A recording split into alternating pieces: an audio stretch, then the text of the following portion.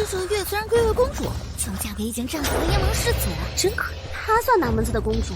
她不过是个从小在道门长大的野丫头，还是个天煞孤星。我还听说先帝就是被她克死的啊！快走！天煞孤星配死人，简直是绝配！给天煞孤星送亲，晦气！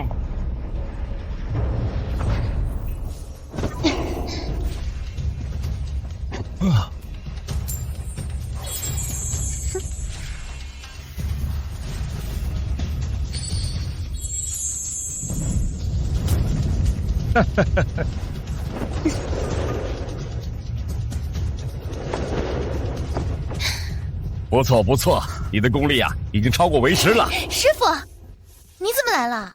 皇宫来信儿了。哎，你该回去了。这么多年，为师强行用7星续命灯帮你续命，可还是改变不了你早夭的命格。就在刚才，为师再一次帮你起了一卦，你的生路还在京城，所以非去不可。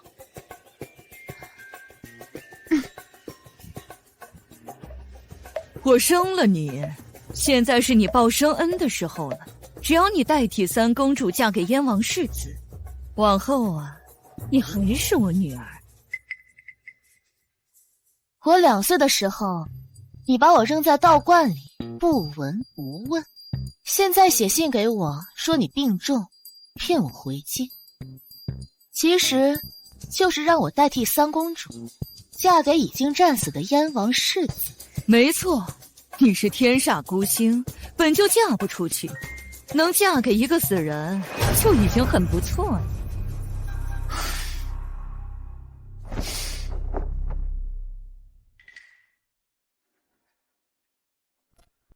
我亲缘淡薄，这一次带三公主出嫁，便还了云太妃的生恩。可她斩断母女之情后，我就找能改变我早夭命格的人续命，暂时就不用死了，也算应卦了。好，我嫁。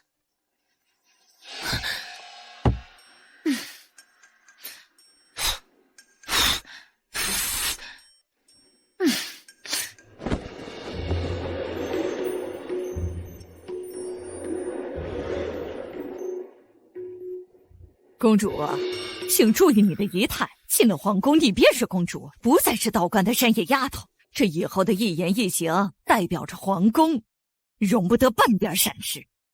这燕王府的人到现在都没有过来接亲，8成是嫌弃你太过粗俗。嬷嬷，本宫今日便给你算一卦，你呀，今日必横死。公主啊，不要吓唬老奴啊！谁都知道你虽然在道观长大，却是个废物。公主，快盖上盖头！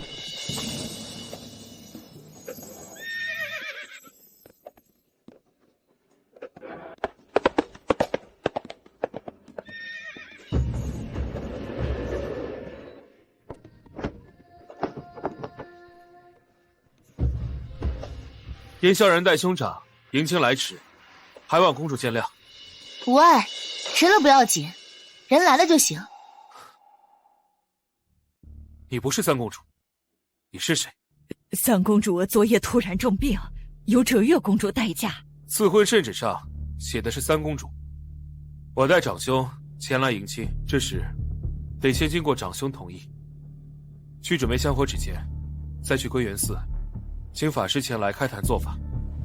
在长兄没有答应之前，我不能擅自将折月公主娶回家。三公子想见燕王世子，何必去归元寺那么麻烦？我现在就能够让三公子见到燕世子。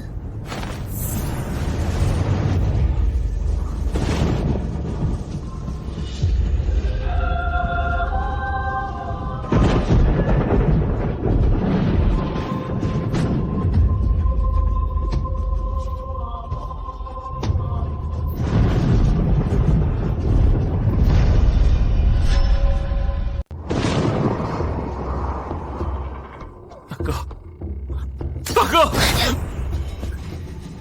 这是燕王世子残存的执念，你若上去抱他的话，他会消散的。你不是有问题要问他吗？赶紧问吧，他最多在这里只能待一盏茶的时间。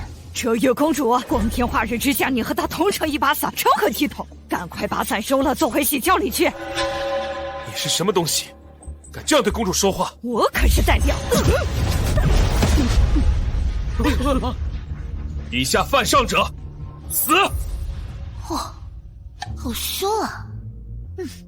但是也好爽，我就说关嬷嬷今日必死，还不信。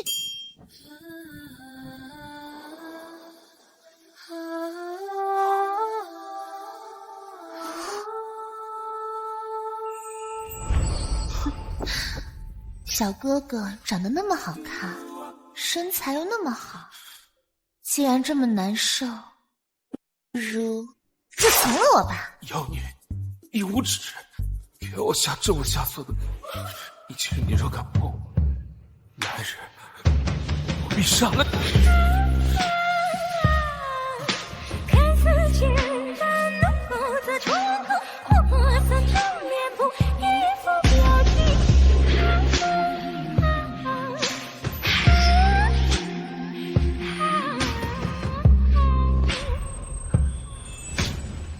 是他，1年前我被人算计，阴差阳错睡了同样被算计的他，事了之后，他拎着刀满镇找我，要杀了我。他若知当初睡了他的人是我，哎呦，不怕不怕，那天我戴了面具，又吃了变身丸，他认不出我的。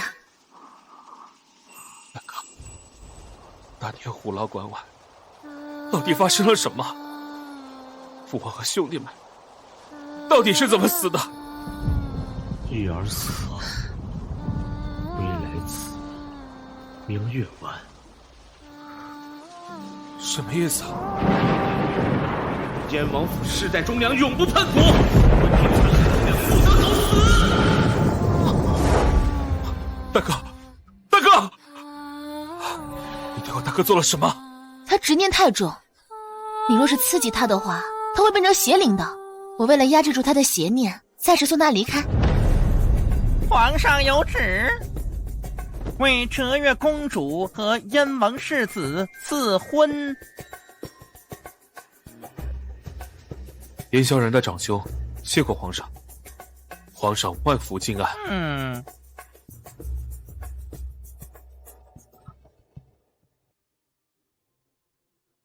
公主，请上喜轿。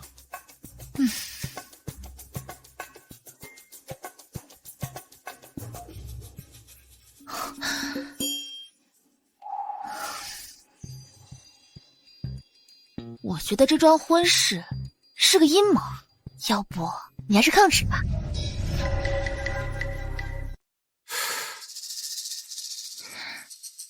我们是否在哪儿见过？没有啊，我一直住在道观的，你肯定认错了，我绝对没有见过你。还以为被他认出来了，吓死我了。拜堂之后，我立即离开燕王府，去找为我续命之人。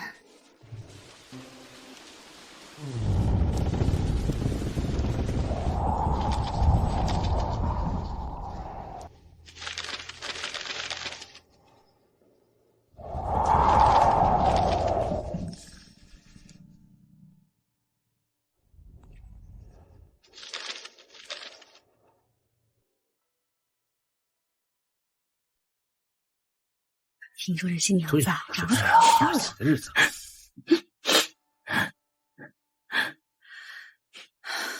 怎么还不来啊？燕王妃，皇帝赐婚这种大喜的日子，你这副模样是对皇上赐婚不满意，想抗旨吗？皇上赐婚是我燕王府的大喜事，这燕王府能得娶公主，这何府上下喜极而泣呀！皇上隆恩，欢喜是对的，喜极而泣倒不必要了。还请老太君跟王妃多笑一笑，免得让别人误会燕王府不想娶公主。大人说的也是，还是老太君识大体。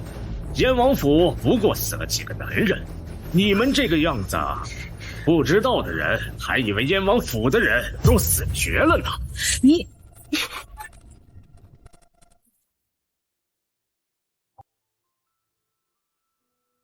哎呦，哇，来了，郎才女貌啊，真不错。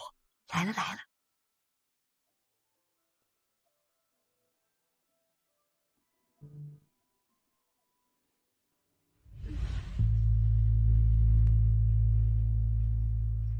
这不，三公子活得好好的嘛，这是多开心的事儿啊！云太妃特意交代，要好好为难燕王府这一家子，最好逼燕王府的人露出不满，然后借题发挥，让他们燕王府满门抄斩。吉时已到。等一下，不会误了拜堂吉时的。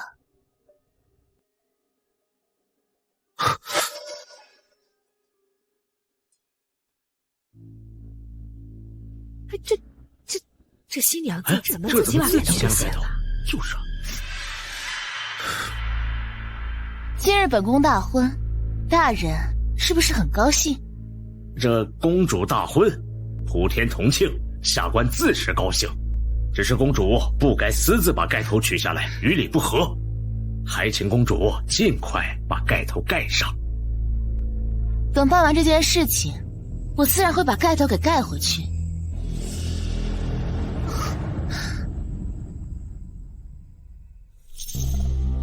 大人现在的笑容很好，大人要继续保持啊。是。况且，本宫现在还未拜堂，应该不算是燕王府的人吧？不算，拜完了堂才算是燕王府的人。那我做的事情跟燕王府应该也没有什么关系了。哎，没有，没有。那就好。什么意思？他想干什么？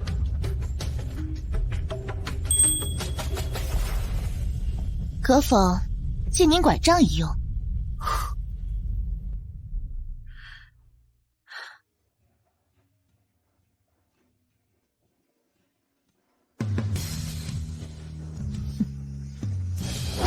哎呦，哎呦！哎呀，哎呀，哎呀！公主，你这是干什么？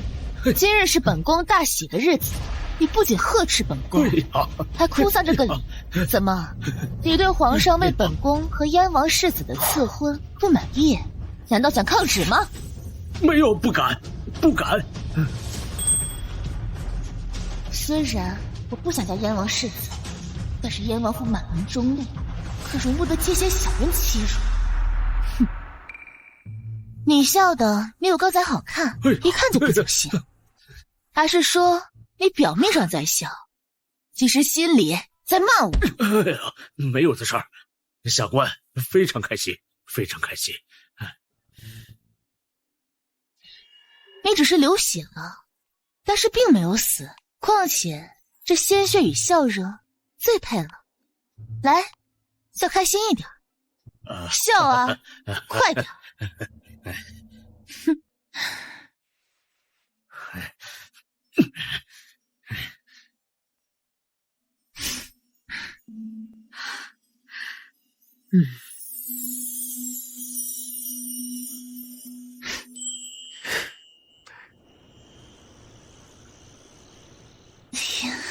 公主今日打理不上收拾，会不会太冲动了一些？英烈之后，不该被小人折辱，否则阴魂难安。京中传闻，折月公主在道观长大，性情骄纵狠毒，不学无术。她看起来和传闻的不太一样。他看我了，他又看我了，他是不是认出我了？不行，我得赶紧离开燕王府。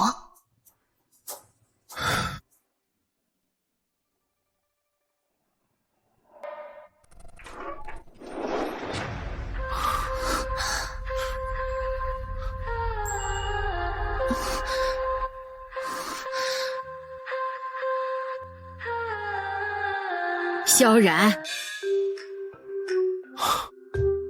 你们这是在做什么？回祖母，我在向公主道谢。今日多谢公主为燕王府仗义直言，公主极有先帝当年风范，老身十分佩服。今日让公主这般嫁进燕王府，让公主受委屈了。祖母客气了，燕王府满门忠烈，我甚是敬佩。今日之事，只是从心罢了。燕王府此番战败，陛下震怒，满朝文武百官急着与燕王府撇清关系。公主一句从心，老身觉得十分难得。公主仁厚，燕王府不能当作理所应当。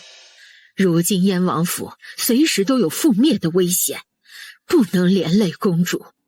老身就代世子写下放弃书，公主收下，立刻离开燕王府。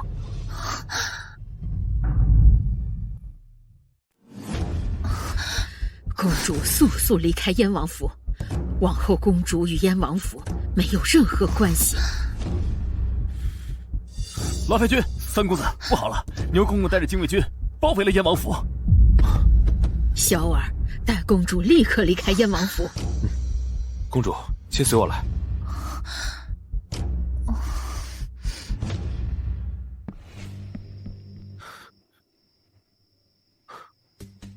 公主爬上这座阁楼，下面有个铁索，公主用滑轮顺着铁索往外滑，就能离开王府了。我走了，他们是不会放过你们的。有人想置燕王府于死地，就算公主在这儿，这次燕王府也是在劫难逃。公主快走吧，再晚就来不及了。公主保重。哎，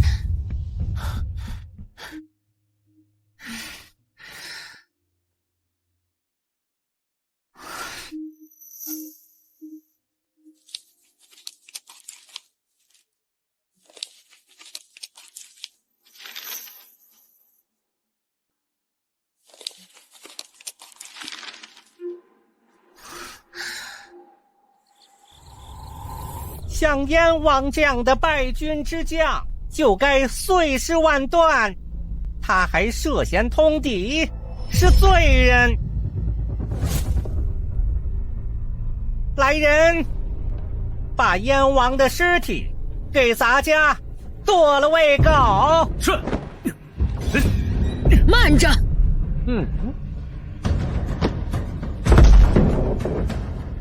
圣旨只说燕王战事失利，府内禁足，但没有问罪燕王府。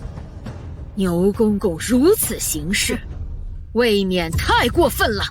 燕王贻误战机，害死边关10万将士，他这样的人哪里配享用香火？本该碎尸万段。你若有人敢拦着，等同于谋反。动手！是。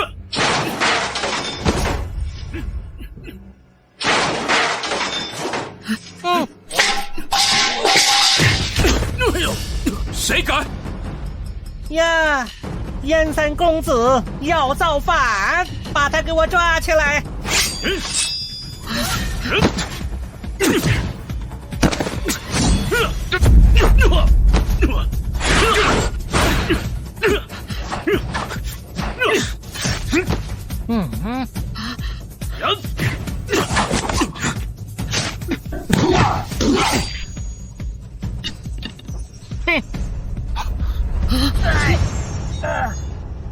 哪个狗娘养的，敢打咱家？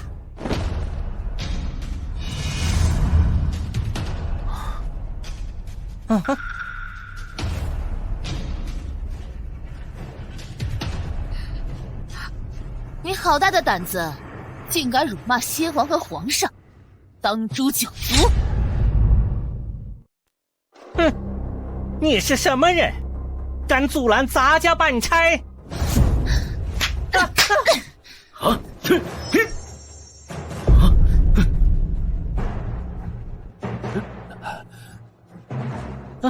你是鹧鸪公主？跪下！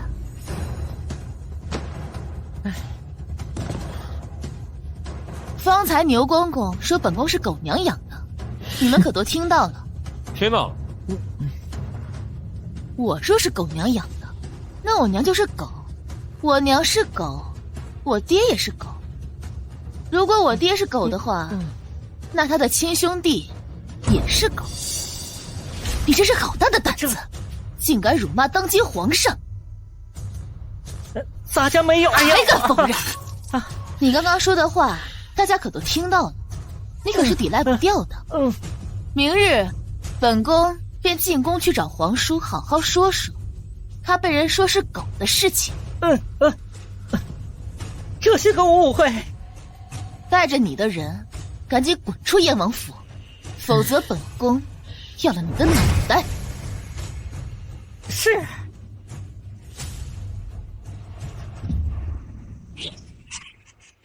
燕王府忠义无双，所以皇叔才会将本宫加入燕王府。若不是燕王府守卫边关，保护我朝，怕是鞑人早已破关南下。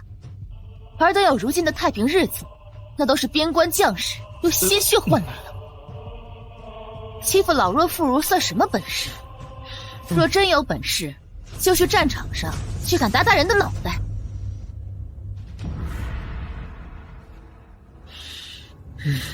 牛公公，本宫免费为你算一卦，你今夜必死。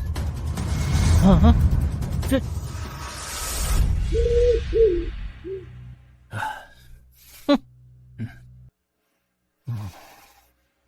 呸！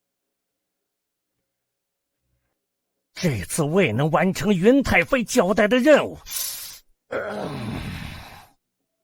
杀光燕王府，都快是哲月。属下听说哲月公主十分邪门，她今日为关嬷嬷算卦，说关嬷嬷会横死，关嬷嬷便死了。公公千万小心呀！谁不知道佘哲月只是个废物？那只是个巧合，咱家从来不信这些。公公！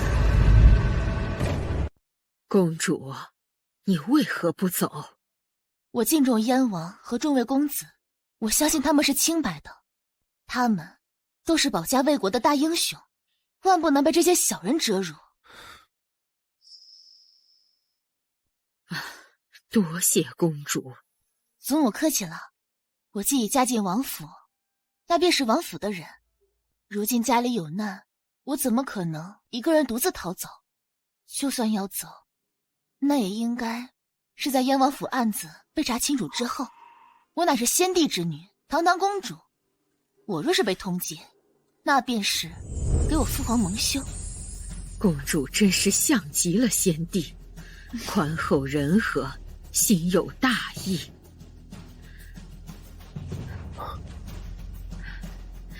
只可惜世子他没有这个福气。先别说这些了，眼下我们需要抓紧想到应对之策。如今王府被围，证明王府危在旦夕。牛公公说王府有涉嫌通敌的罪证，但是他只是围着王府，并没有抓人，这就代表他的手里也没有王府通敌的罪证。依照以往的规矩，皇上肯定会派大理寺进府查案。大理寺寺卿韦应环刚正不阿，由他办案最能让人信服。韦应环刚正不阿，不会和他人同流合污，但若是想治燕王府的罪，通过他的手找到王府的罪证，那便是铁证。公主的意思是他们会栽赃？是。萧然，赶紧带人去王府搜查一遍。等一下，大理寺的人随时都会回来，王府那么大，难免会有疏漏。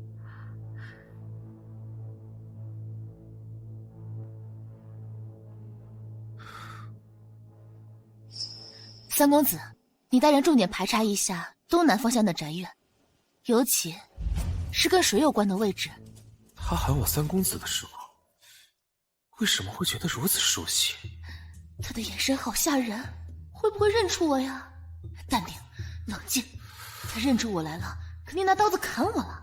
我的小命重要，这燕王府满门忠烈，我也不能让英雄流血又流泪，只能暂时留在燕王府。什么？燕王府没事，牛公公却死了？没用的东西！太妃息怒，就算牛公公没能杀了燕王府那些人，只要韦银环去了燕王府，他们就必死无疑。东西都准备好了吗？放心吧，太妃，早就准备好了。燕王府这次在劫难逃。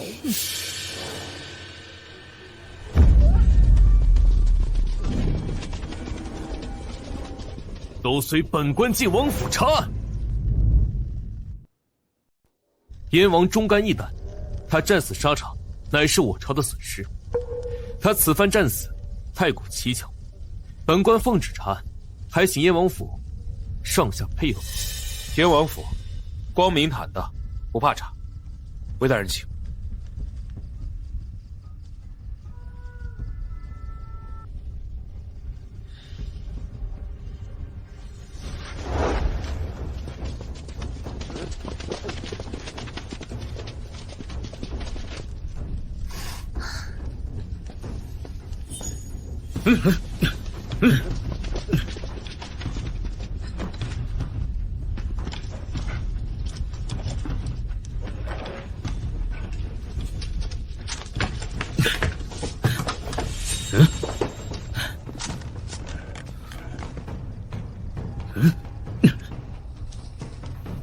要不要拿磨盘啊？把沙子磨碎了再找。好，不用。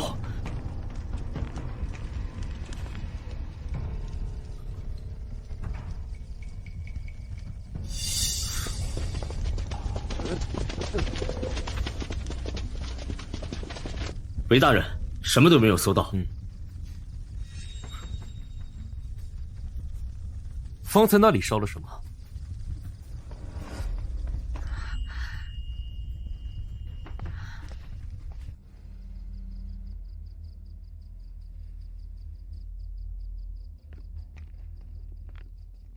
父王和兄弟们横死，牛公公又来府里喊打喊杀的，本公主便烧了一些之前手抄的道经给父王，一则是平他的怨气，二则是能够希望父王在天之灵保佑整个王府逢凶化吉。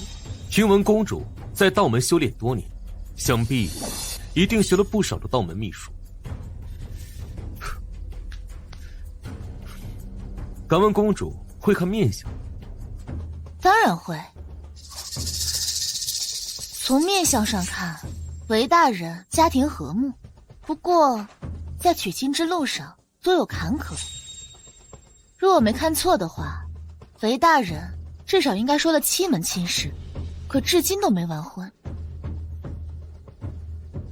敢问公主，本官何时才能成婚？若是本公主没有算错，韦大人目前说的这门亲事，可能也会有所变化。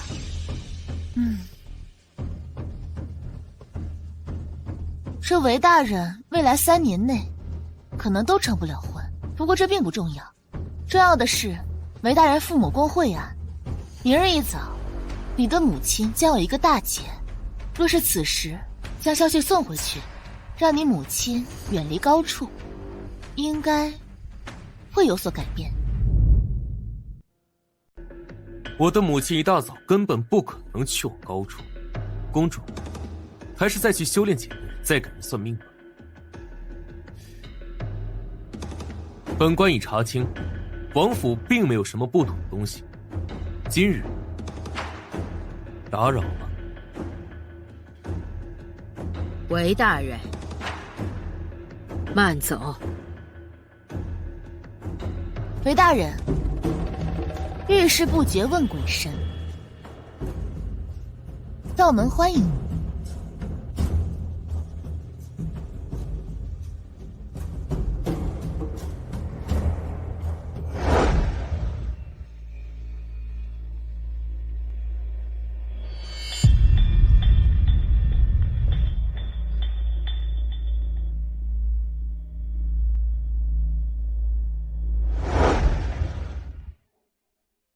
幸好公主算出了栽赃之地，不然我们跳进黄河也洗不清啊。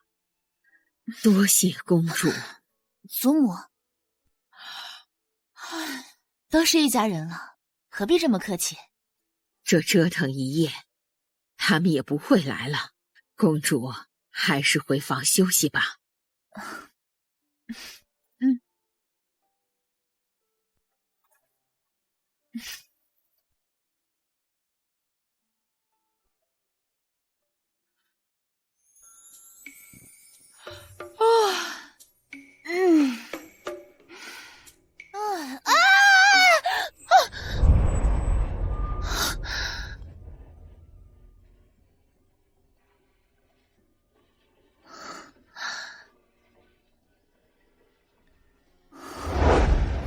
妖孽，你敢对我动手动脚，我杀了你！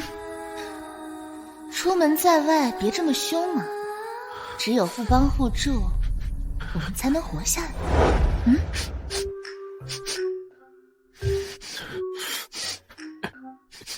公主，你这是做什么？你别动，你身上有股奇怪的味道。公主，青字咒是煞气的味道。这种咒术极为恶毒，这种咒术除了会窃取你的气运之外，还会要了你的命的。我就说嘛，你是福缘深厚之人，怎么会有短命之相？你最近是不是特别倒霉，做什么事情都很不顺？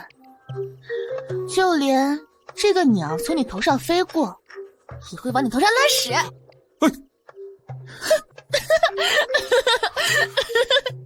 我真被人下咒了。下这种咒术的人啊，道术极为高明，只是下这种咒需要你的生辰八字。你好好想想，谁有这个动机跟能力？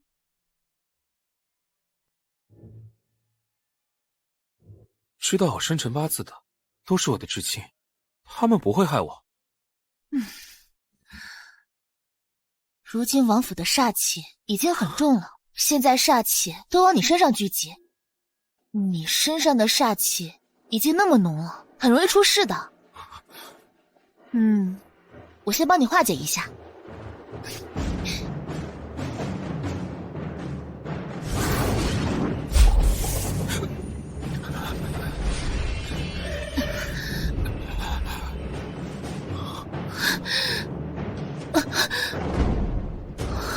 哎，公主，没事吧？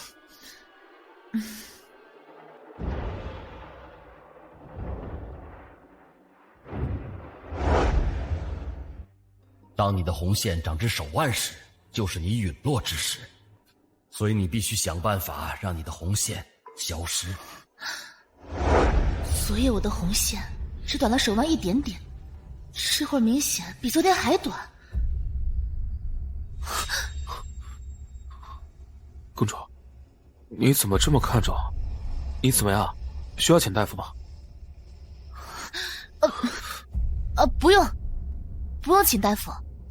不会这么巧吧？难道他就是为我续命的命定之人？难道他就是为我续命的命定之人？公主，你脸色很难看，真的不需要请大夫吗？不用了，我休息一会儿就好。似乎靠近他，我手上的红线就会变短。我的个亲娘啊！如果续命的方式是和他抱在一起，或更亲密的动作，那完了。他身上的味道好熟悉，我在哪里闻过？韦大人想要查什么，燕王府必定配合。韦某此行不为查案，是为私事而来。敢问公主何在？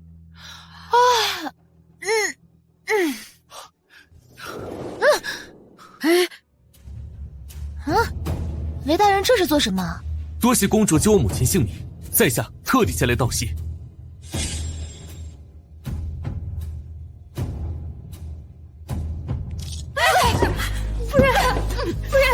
亲，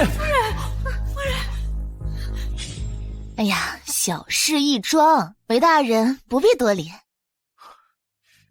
若非公主昨夜提醒，我今晨必发现不了我母亲登高之事。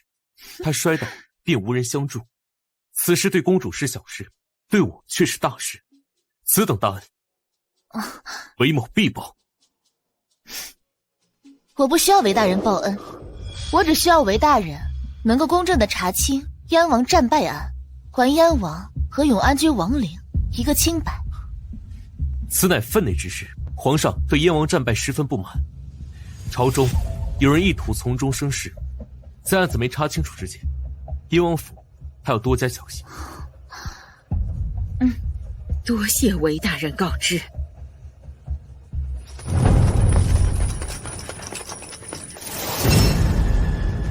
大家是奉云太妃之命来前哲月公主进宫，闲杂人等速速避让，来人去把哲月公主请出来。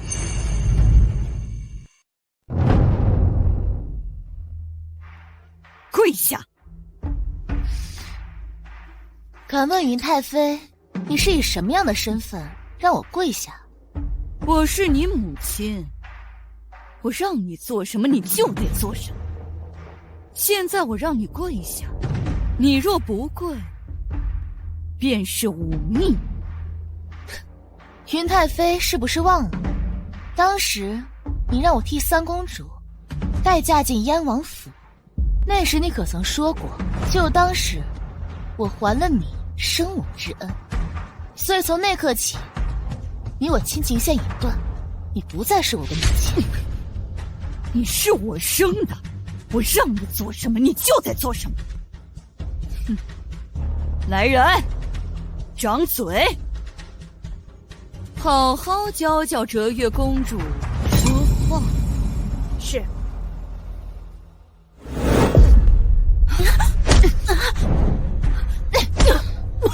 住手！徐哲月，你连我身边的人都敢打，你好大的胆子！御赐金牌在手，上打昏君，下打奸臣，别说是他这种以下犯上的奴才，就算是你，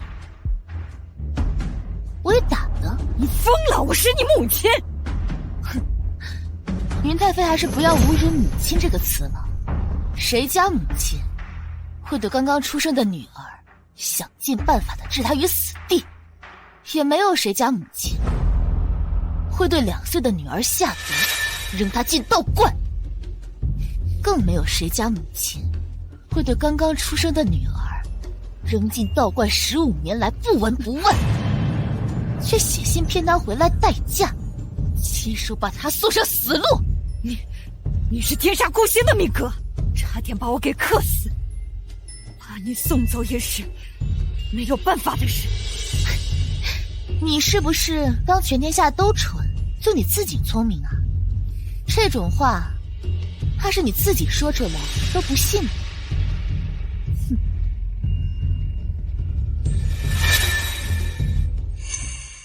哼，你是我女儿，我自然是疼你的。这是我让御膳房特地做了你小时候最爱喝的鸡汤，来，过来尝一尝。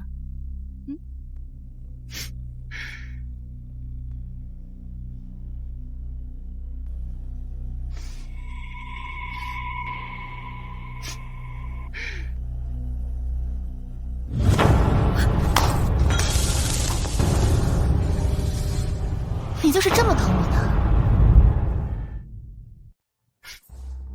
你就是这么疼我的？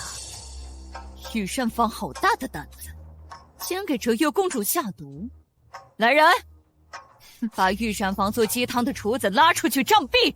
行了，别演了。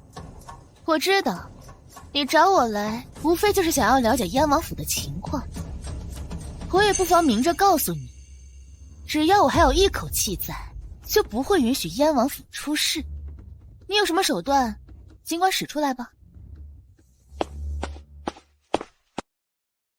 皇上命奴婢请哲月公主过去。一会儿到了皇上那儿，可不要乱说话，莫要丢了你父皇的脸面。太妃放心，就算是你丢了父皇的脸面，我也不会丢。劳请姑姑带路。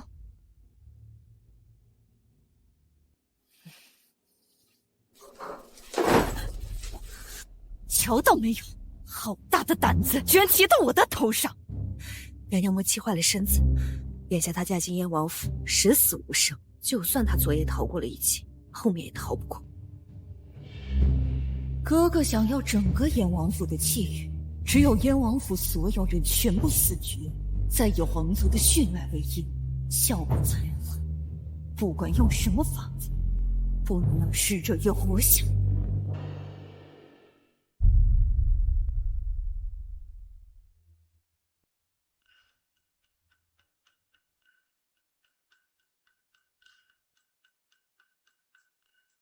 折月参见皇叔。起吧。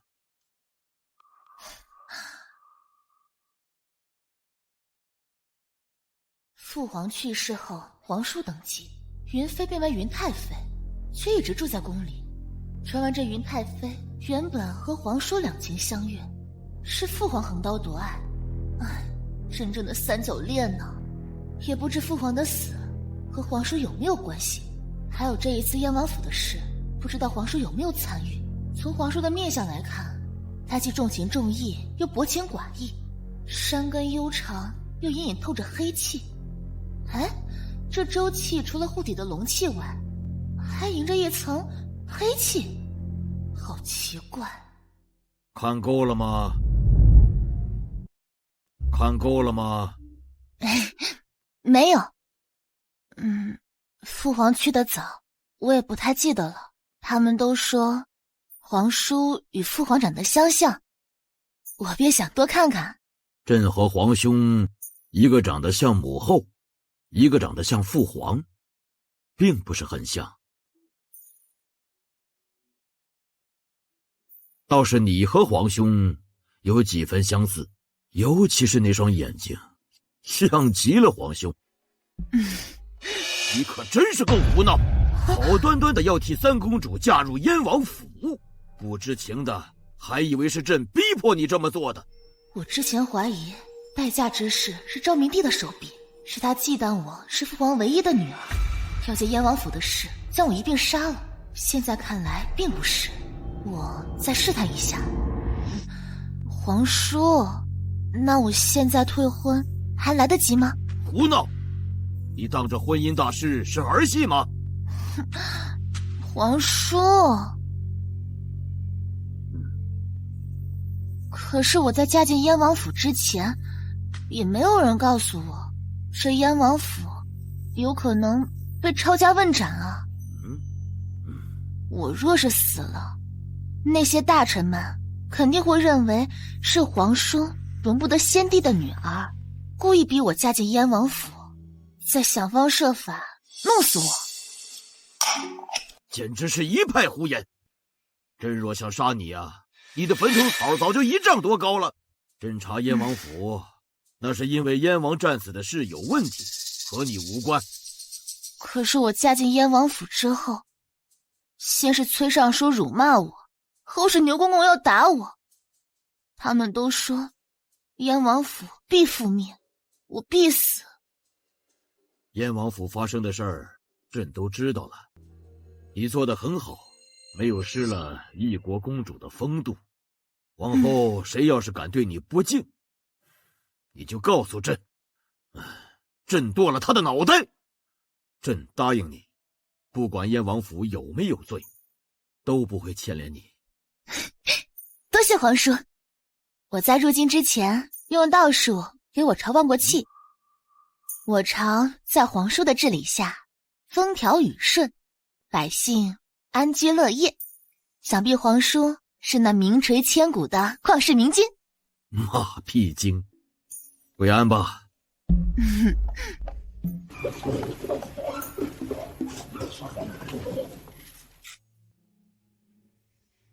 加入燕王府的事情，他似乎并不赞成，这也意味着他并不想杀我，一切都是云太妃的主意。可是云太妃就是再讨厌我，她也是我的生女，不会无缘无故的把事情做得这么绝。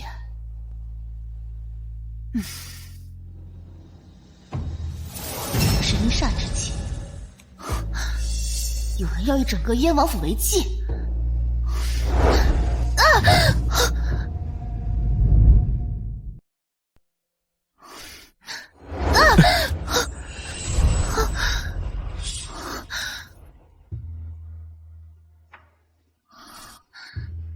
公主，你没事吧？我没事。这荷包怎么和在欢乐镇的妖女荷包一模一样？我睡他的时候，身上好像带了这个荷包。完了完了，他是不是认出我了？敢问公主，这个荷包哪来的？是道观发的。道观发的？对，我们道观每年都会给善信发一些物品。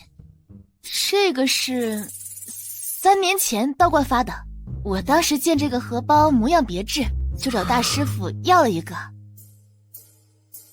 这荷包有什么问题吗？这公主身上的味道和那妖女很像，还有和妖女同样的荷包，太巧了。三弟这样看着我干什么？没什么，只是觉得这个荷包的样式比较独特罢了。曾经我也在一个很独特的人身上看见过。是吗？那这也太巧了。不知那人是谁？那个人若是再让我遇见他，我定剁了他。道观发这么精致的荷包，应该都会登记在册的，不知可否借那个册子一阅？这是道观庆典时做的，见人就发。没有造册。是吗？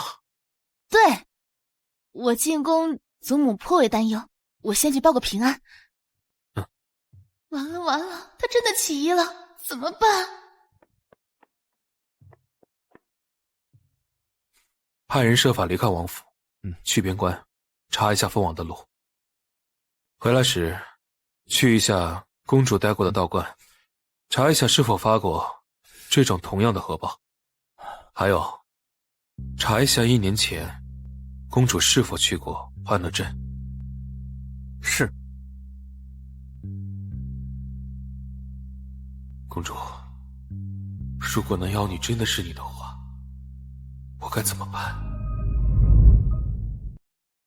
今日我进宫见过皇叔，发现我代替三公主嫁给燕王府的事情与她无关，是云太妃的意思。这就说明皇叔并不想杀我。只要皇叔不想杀我，那他对燕王府就不会有必杀之心。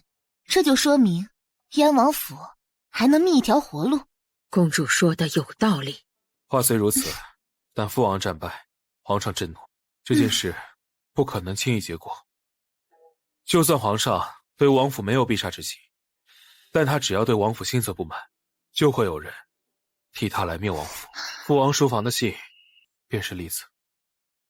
也是，这云太妃好像对燕王府存有敌意。燕王府之前是得罪过云太妃吗？云太妃的身后是宁国公府，宁国公和父王政见不同，势如水火，只怕要灭燕王府的是宁国公府。宁国公府，下次找机会会会他们。眼下皇上围了燕王府，我们根本出不去呀。对，困在王府十分被动，我们得想办法将王府解封。想要王府解封，那就要弄一点动静出来。他们当时往燕王府栽赃没有成功，三弟又将王府守得严实，没有栽赃的机会，那便给他们一个栽赃的机会。这个机会怎么给？我来给。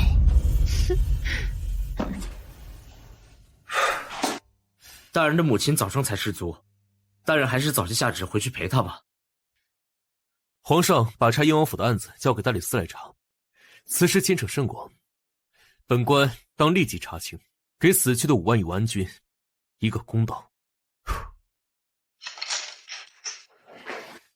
不管燕王是否贻误战机，5万永安军战死已是事实，本官不能让他们流血又流泪啊！燕王是我朝的战神，不说从无败绩，却从未这般惨败过。下官心里有很多疑惑。原本燕王府所有成年男子都应该出征，只有三公子燕萧然在出征时突发重疾，无法出征，导致他成了燕王府唯一一个活着的男丁。这未免有些太巧了。哎，大人，你看这个，如此卷宗记录属实，那他们必然不会放过燕王府。你留下来整理卷宗，本官亲自去燕王府会会他们。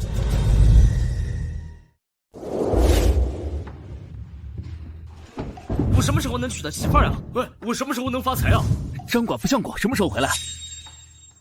你和张寡妇有一腿吧？这种偷人的事情，我可不算。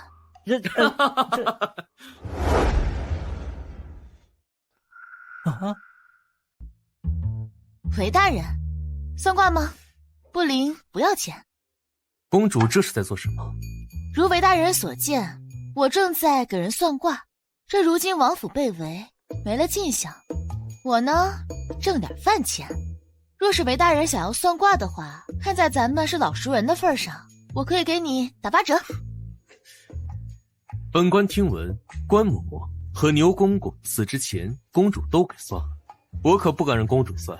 啊！不算了，我们不算了。来人，抓住他！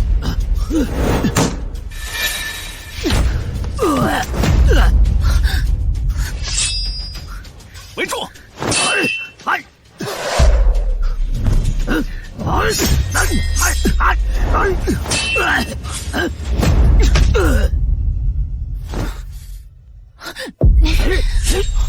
都给我让开，把刀放下！放了他！放我出去，我就放了他。你是何人？为何擅闯燕王府？我数3个数，都给我让开，否则给他收尸。1，你们都快让他走，我可不想死。2，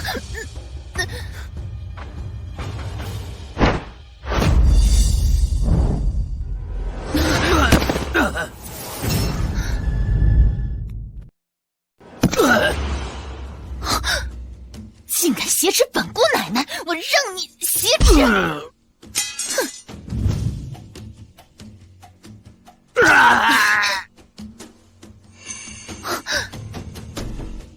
我猜的没错，他牙里有毒，他就是个死士。韦大人，你在京中认识的人多，要不你看看，可认得他？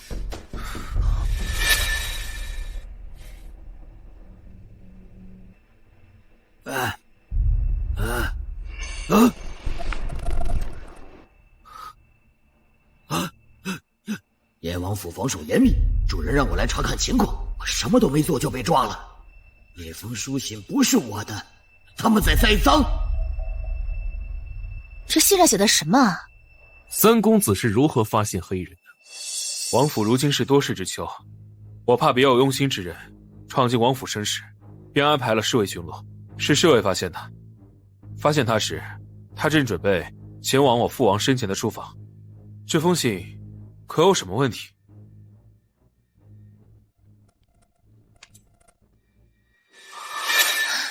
这是污蔑和造谣，他根本就不是燕王府的人。本官知道，本官会把此人押入大理寺彻查。还请韦大人查明真相，还燕王府一个清白。来人！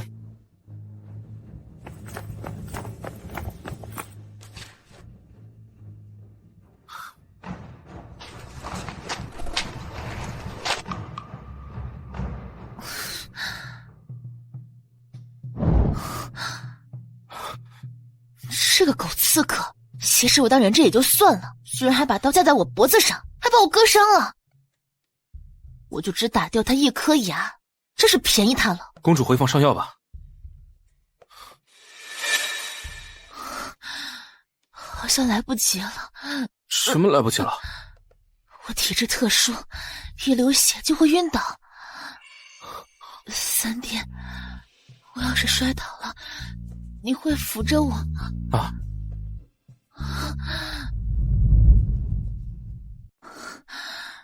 我要是摔倒了，你会扶我吗？啊！公主，我就知道你不会不管我的。虽然祖母给了公主放弃术，不是世子妃，但是男女有别，我这么抱着她，有损她的清誉。这我们更不能碰公主啊！还是三公子送公主回房吧。我去请大夫。哎，你们！哎呀！这公主这是怎么了？我也不清楚，她突然就晕倒了。我们无诏不能出府，没办法替公主请大夫。你赶紧把公主送到她的房间，碎碎一直学医，让她过来给公主看看。是。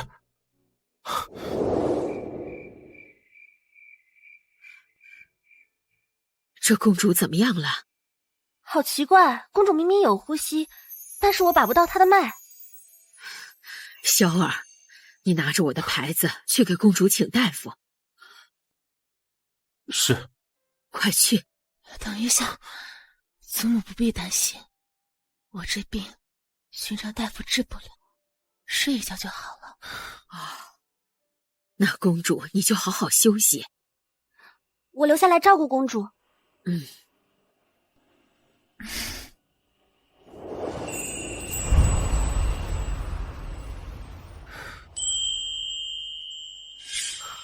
哲月，哲月，醒醒醒醒，别睡了！醒个屁呀！这么难受，死了算了。你死了就什么都没有了。我听你三师傅说，那个男人就只睡了一次。哎，那么极品的美男子就睡了一次，你担心吗？听师傅话，一定要好好的活着。往后，无论你需要什么样的美男子，师傅们都帮你绑回来。对啊，为了美男子，我得活着。哎，这就对了嘛。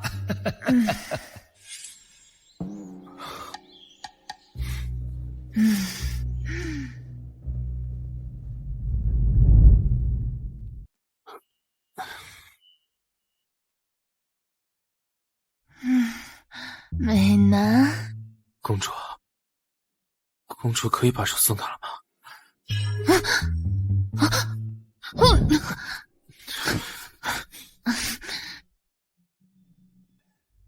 公主别误会，昨夜公主发高烧，又不让人去给你请大夫，碎碎太累了，便换我来照顾你。可是我不想睡美男。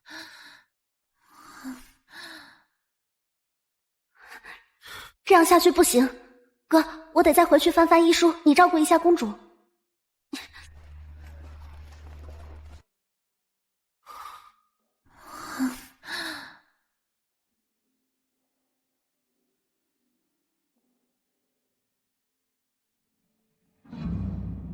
别，公主。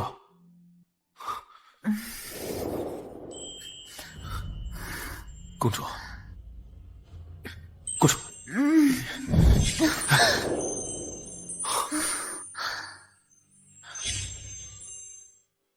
我发高烧了。对，公主还不知道，你已经睡了2天2夜了。这么久？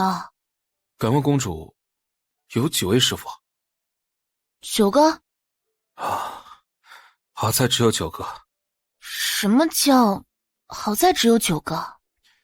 昨夜公主在梦里骂一个师傅骂了2个时辰，这9个就是18个时辰。这要是再多一些的话，公主醒来这嗓子怕是废了。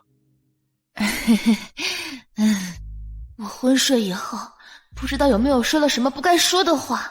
如果说了我和他的事，那就完蛋了。不行不行，我得试探一下。那，你还听到我骂他们什么别的话了吗？我过来的时候，听见公主在骂你的三师父，说他是个长舌妇，平时就爱造你的谣。其实啊，他才是最不正经的那个，没事儿总爱偷看女子洗澡。好了，这个事情你就当没听过。公主所在的道观，到底是个什么样的道观？怎么你的师父听起来都不太正经？那是他们不正经，我可正经着呢。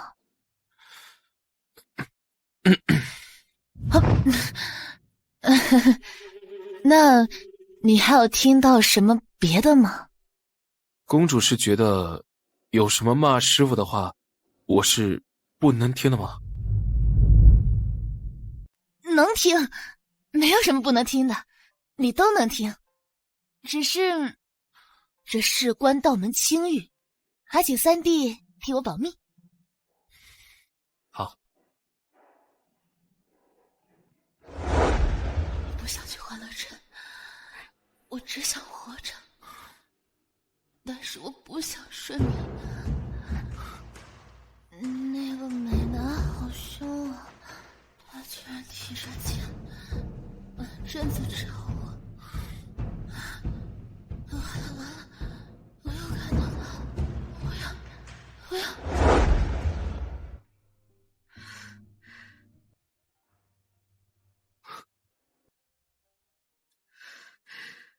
公主，你醒了，你已经昏睡很久了，我们都为你担心。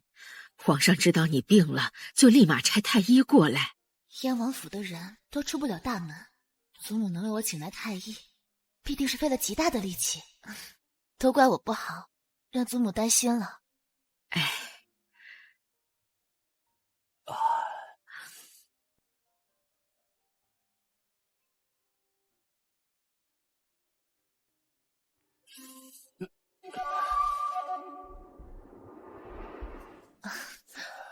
我2岁的时候生过一场重病，是我师父强行留我在这杨氏，所以我的身体很弱，几乎把不到什么脉搏。我能够活到现在，全靠道祖保佑，可是却依旧活不过18岁的生辰。我这病原本就是药石无益，只是辛苦张院正，今日白跑这一趟了。是老夫无能，公主千万要保重身体呀。张太医，请。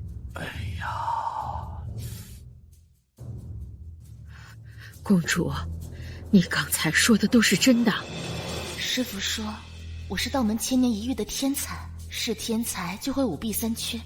我犯的是孤寡和早夭，我的命无人能救，只有燕萧然能为我续命。只是我和燕萧然如今的身份如此尴尬，这事儿还是不要让祖母知道，免得她担心。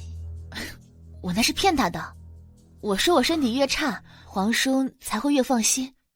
太医之所以把不到我的脉搏，那是因为我的脉搏长得与常人位置不一样。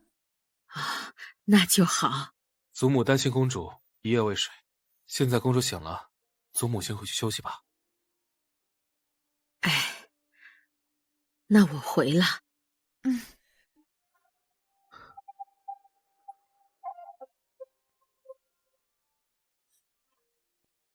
方才公主对祖母说的那些话，是骗她的吧？我听说道门的天才，大多都有5弊3缺。公主相面之术神乎其技，还会算卦，又能招来执念。我虽不懂道门衡量天才的标准，却也相信，如公主这般，便是天才。所以，我想请问公主，公主的5弊3缺占了哪些？看来我猜对了。那我再猜一下，公主的5弊3缺里有早夭吧？你不改行去算命，简直是浪费了。公主手臂上有一条红线，这几日没事就看一看。如果我没猜错的话，这条红线就是监测公主性命的线吧？三弟，你听我说，你要是改行入道门，一定会更有前途的。你这是做什么？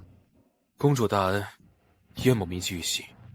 日后公主若有差遣，燕某定义不容辞。虽然她大概就是那日睡了我的妖女，但那是她为了续命迫不得已的行为。我一个大男人，总不能在这件事情上抓着不放。好说好说。看来我昏迷的时候没有说出什么不该说的话，要不然他这会儿必定已经弄死我了。谢天谢地。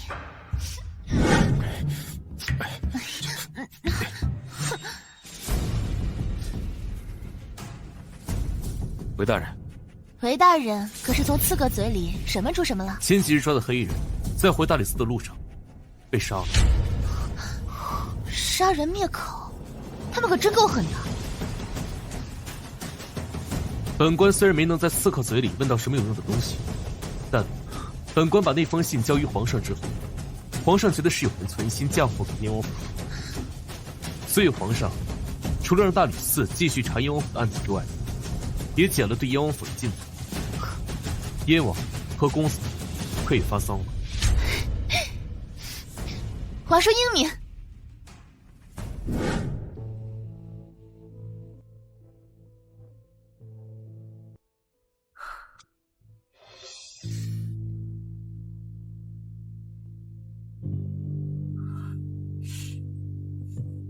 无非，怎么了？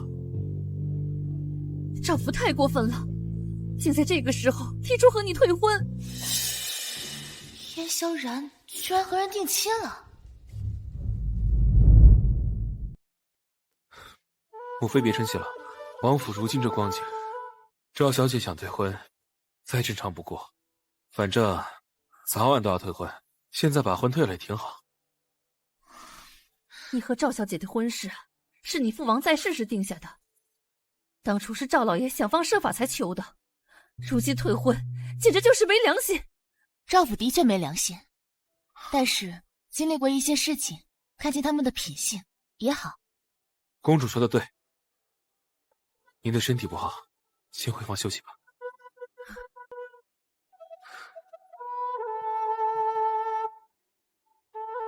三弟喜欢赵小姐。婚姻大事从来都是父母之命，媒妁之言。我连赵小姐长什么样都快记不清。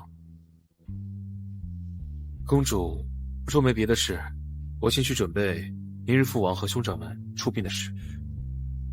等一下，如今燕府顺利解禁，肯定会让很多人心生不快。明日燕王出殡，一定不会太顺利。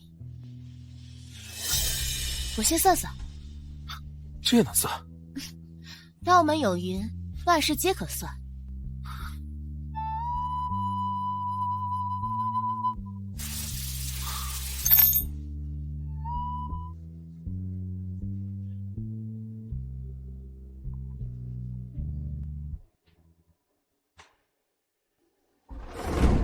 看这卦象是履卦，如履虎尾之象，险中求胜，有点意思。怎么解？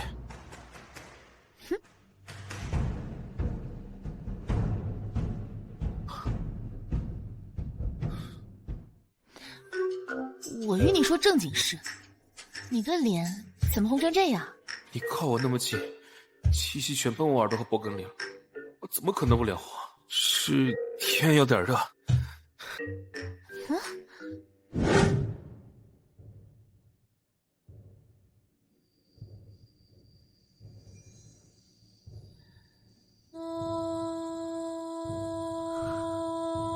燕王兄，一路走好。多谢苏相。王妃，请节哀。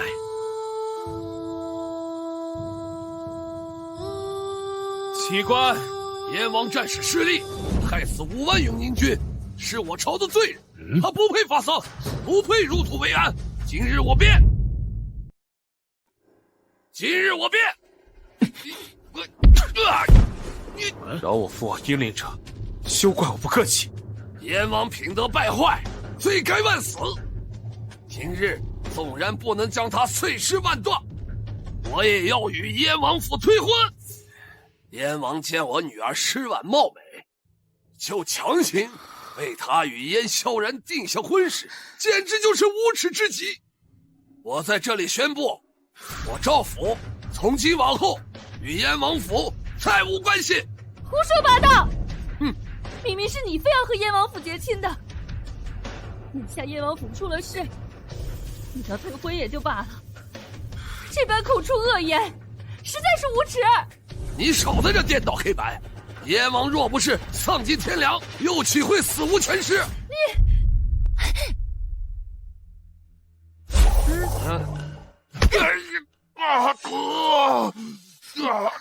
你是谁？岂敢打我？我是先帝之女施哲月，人称哲月公主。赵大人，你往身后看看。哼！燕王！当着我父王的面，把你刚才说的话再说一遍。我错了，我方才都是胡说八道，你不要跟我一般计较。我现在就走。赵大人，这举头3尺有神明，人在做，天在看，坏事做尽，小心遭报应的。是。蠢货！没耽误时间，现在出发吧。你方才招来了父王的执念？当然不是，这种小人不配见燕王。我只是给他贴了置换的符，这符可能持续好几天呢。他最近天天都能见到燕王。公主厉害，雕虫小技。但是接下来我们还有一场硬仗要打，一定要让燕王入土为安。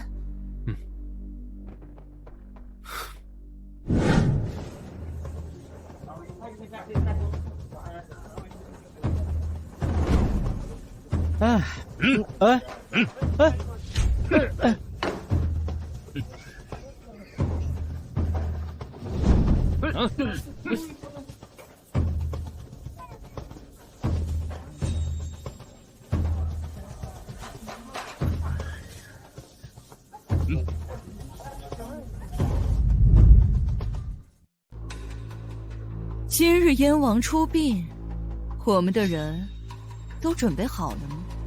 都准备好了。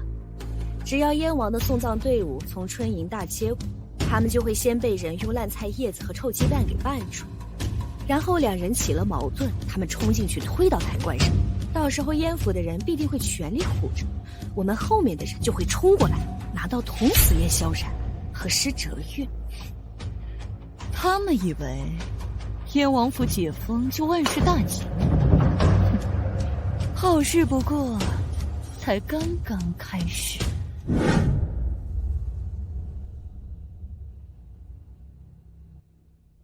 停！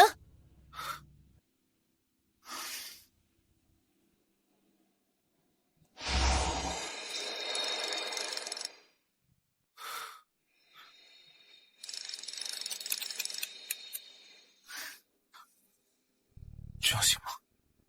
男子不能说自己不行，女子也一样，你信我就是了。哼！走。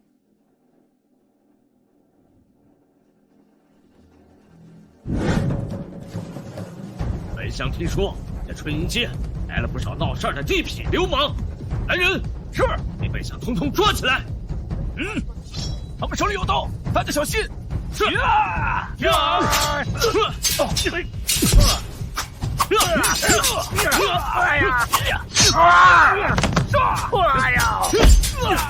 我没有燕王府的出殡路线图，奴婢不止在春营大街设有埋伏，就算他们躲得开春营大街的埋伏，也一定躲不开其他地方的埋伏。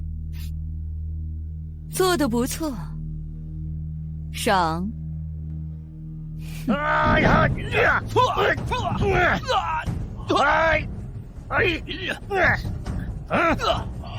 别动！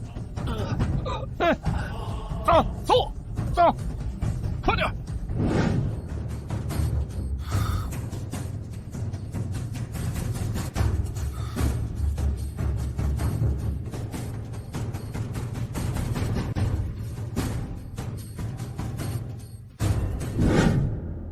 你今日制定一张明日燕王出殡的路线图，让他们提前做布置。等我们明日出门之后，就绕过那些地方。与此同时，你再找一个信得过的长辈，让他带兵去抓那些埋伏的人，吸引他们的注意，无暇顾及我们。好。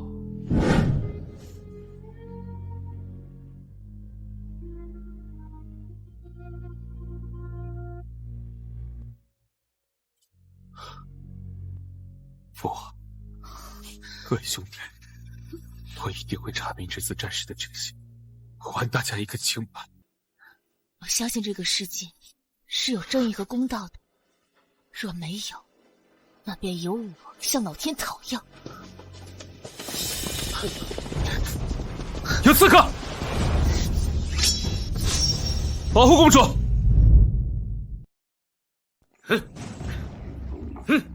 今日我要让你们燕王府的人死绝！敢动我燕王府的人，先过问我手里的刀。一会儿找机会，你们赶紧逃走。不用，今日来的这些人，一个都别想跑。杀了他们！是。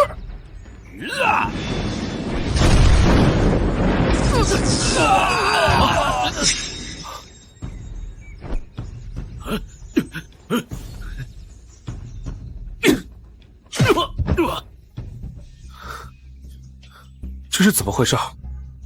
当我们的雕虫小技罢了。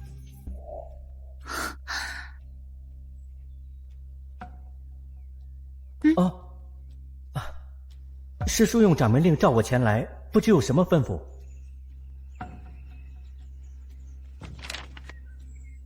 立即将这些符按照降魔咒的方式，埋在燕王墓地的周围。好。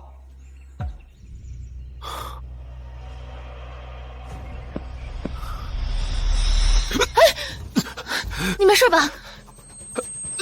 人死时，身上会自动散发出杀气和怨念。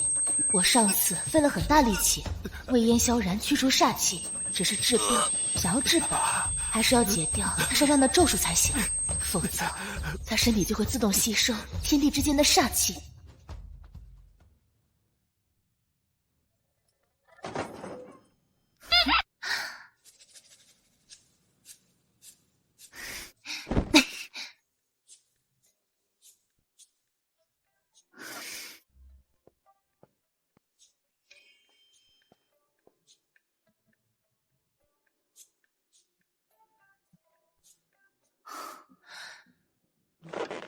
他身上的煞气比在燕王墓的时候更重了，我这若不帮他驱煞，他可能就撑不了多久了。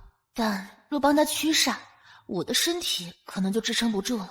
唉，只能靠在他的怀里，一边续命一边驱煞。但他中途若是醒了，估计会一巴掌打死我，这怎么办？哎呀，不管了，他要是死了，我也得死。先试一下，万一他要是没醒，就是我赚的。哼。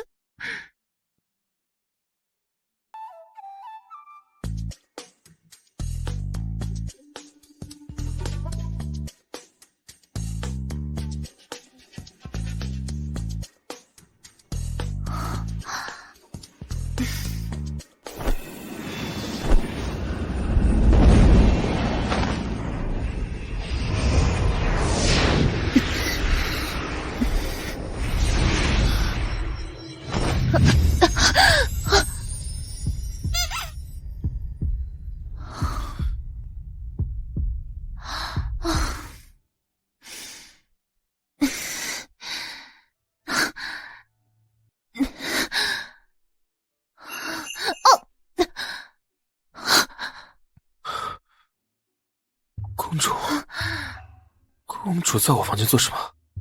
我这是在救你啊。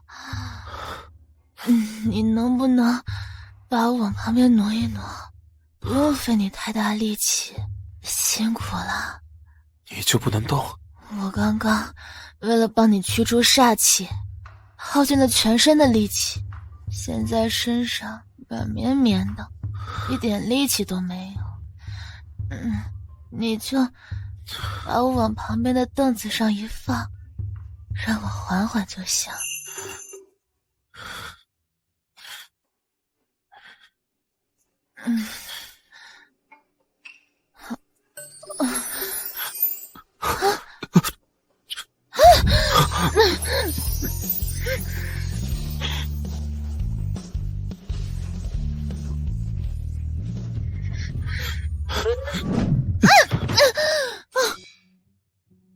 公主，请自重。自重什么？要不是因为你，我能变成这样吗？你不懂得知恩图报也就算了，还推我。多谢公主相救，但是还请公主下次在救我之前，跟我保持适当的距离。那还不是因为你？谁让你的体质这么特殊，一下就把我吸干了。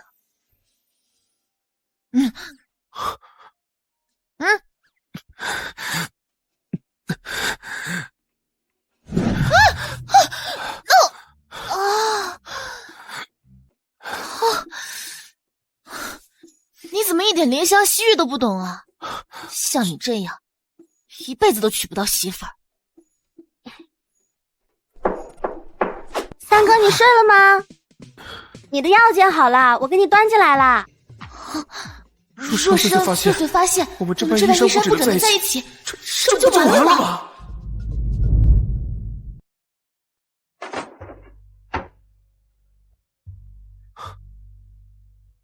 三哥，该喝药了。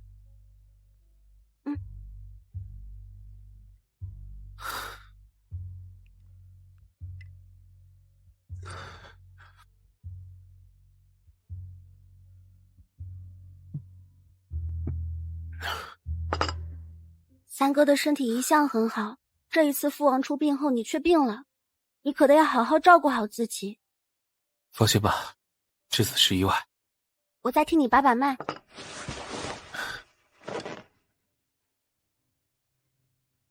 三哥的脉比下午的时候好多了，看来是这药起效了，我的医术比之前更好了。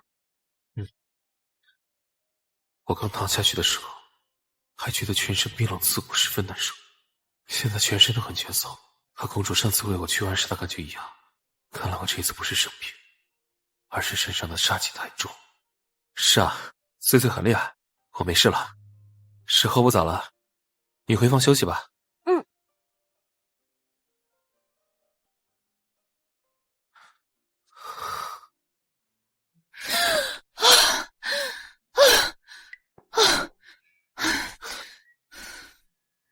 今日多谢公主。你要是真的想谢我，那就跟我睡一晚。公主请自重。你误会了，此睡非彼睡。哪个睡都不行。不早了，公主请回吧。你就是这么对你的救命恩人的？我今晚还就不走了。你要是敢碰我一下，我就喊非礼。得罪了。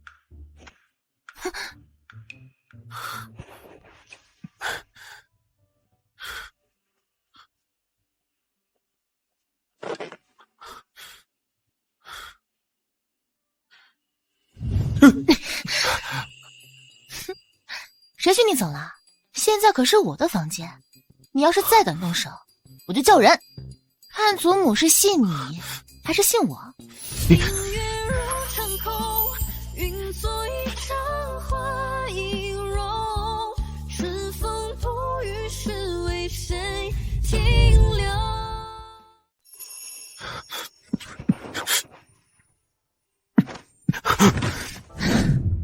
我全身这经络异于常人，平常这点穴对我可没用。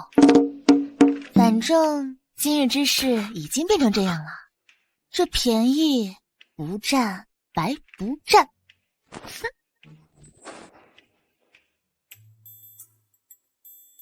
哼！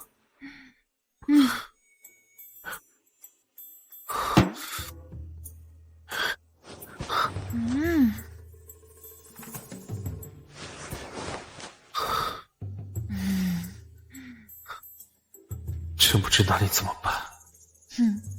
只要这个时候我不醒，尴尬的就是他。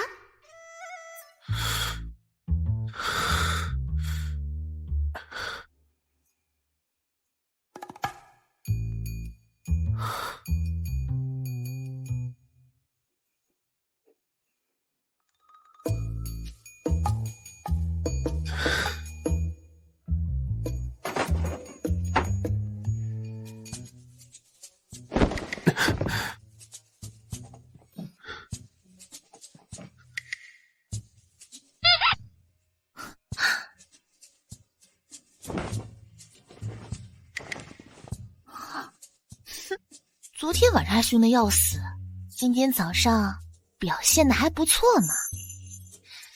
看样子他应该不会再拿刀来捅我了吧？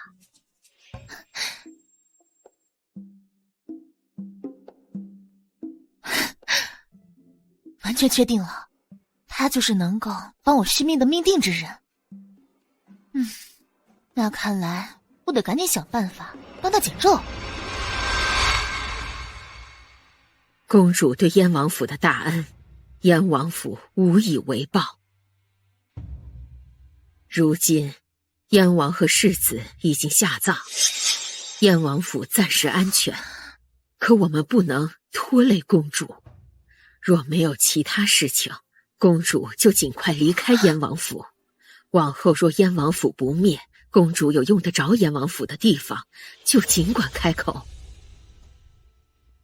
我上次与太医说的话，想必祖母也都还记得。实不相瞒，我确实活不过18岁。祖母，这件事情自我入道观时便是知晓的，但是并不是没有转机。我师父给我算了一卦，说这转机就在燕王府，所以我想留在燕王府，还请祖母不要赶我走。不敢，这样的话，公主愿意住多久就住多久。老太君，三公子的未婚妻赵诗婉、赵姑娘求见。我们不是已经同意退婚了吗？她来做什么呀？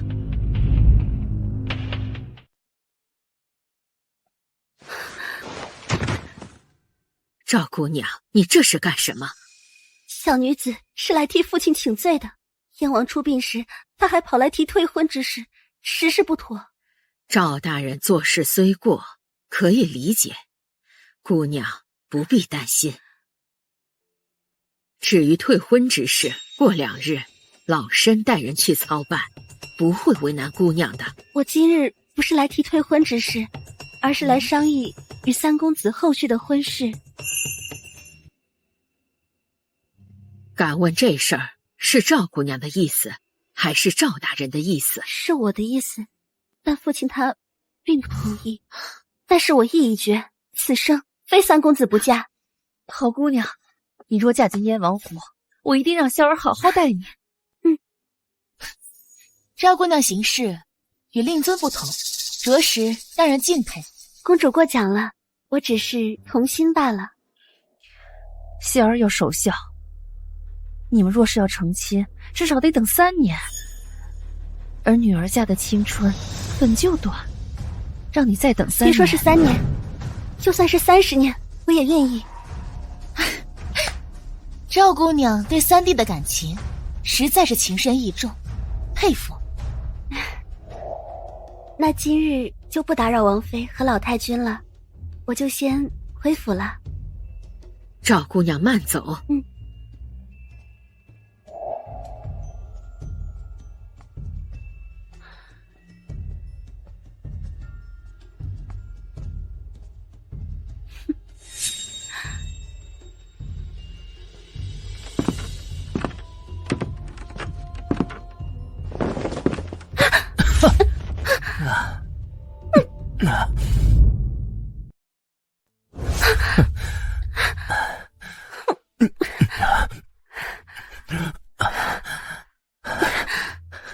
这可是在燕王府门口，你别这样。正因为是在燕王府门口，我才这样。我的女人跑去和燕萧然谈婚论嫁，你有考虑过我的感受吗？你吃错了。哎呀，一个将死之人的醋有什么好吃的？而且我做这么多不都是为了你吗？等我把他的气运转到你身上，他就没有活的价值了。到时候我随时要了他的命。谁能想到这京城第一大才女，饱读诗书，端庄秀丽，竟然生出这么恶毒的心肠。那你喜欢吗？我喜欢，我就喜欢你这样干练狠毒的心肠，我喜欢的不得了。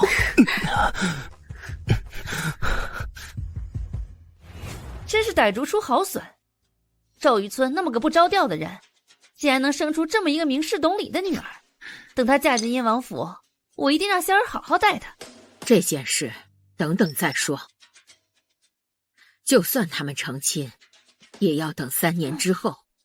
这期间有什么变故，谁也不知。母亲也看到了，她对萧儿一往情深，他们成婚之后，一定夫妻恩爱，很快就能为燕王府开枝散叶。公主，你怎么看赵诗婉？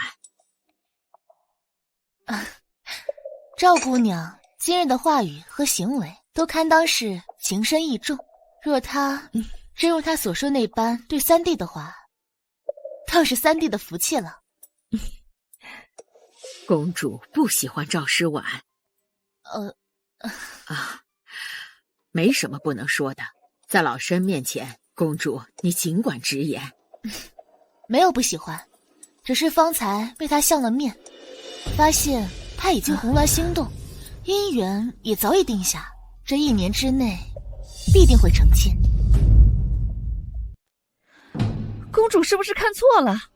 萧儿3年内都不能成婚，她1年内就能成婚，她跟谁成婚啊？这相面也不一定相得准，时间会证明一切。公子，您让我调查的那些事情，我已经调查清楚了。王爷和各位公子战死之事，果然有蹊跷。在他们战死之前，永安军内中突然断了粮，王爷发现不对之时，便立刻写信给了朝廷申请运粮。可是这粮草却是久等未至，所以王爷只能杀鞑靼人抢粮。由于粮草不足，王爷知晓必须要速战速决，于是就联系了附近的几支军队，想要一起围剿鞑靼人。可是围剿之时，那些军队却是一支都没有出现，所以才导致王爷和各位公子战死在沙场之上。粮草未至，援军未到，此事太过蹊跷，绝不是一个人能做到的，只怕是一场阴谋。有人要制服我，和燕王府于死地。公子，那现在我们该怎么办？先暗中调查，我去找苏夏，请他帮忙。是。对了，公子，道观的事情我也调查清楚了，道观从未给善信们发过您所描述过的那种图案的香包。知道了，你先下去休息。是。果然，在欢乐镇睡了我的那个人，就是公主。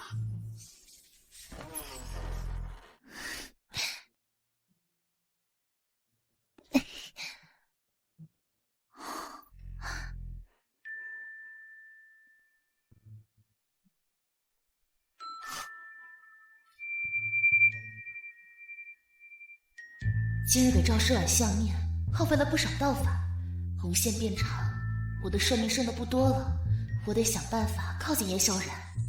按他平时的习惯，这会儿应该在书房。我先去他床上躺着，等他过来的时候，就直接抱着他不撒手。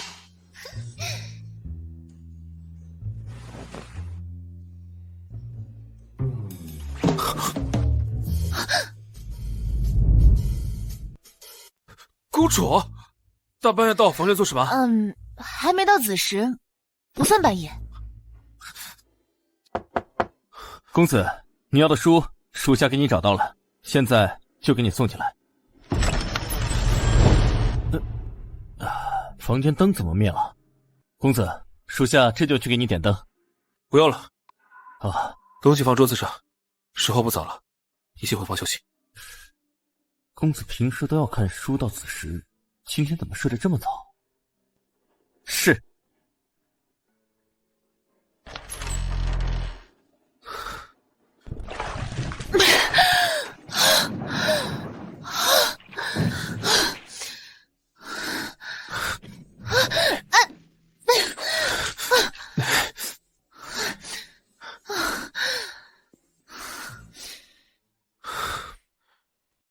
欢乐镇，巡逻街头，月来客栈的那个人，是公主吗？被发现了，怎么办？怎么办？别慌，只要我不承认，那个人就不可能是我。什么欢乐镇？没听说过。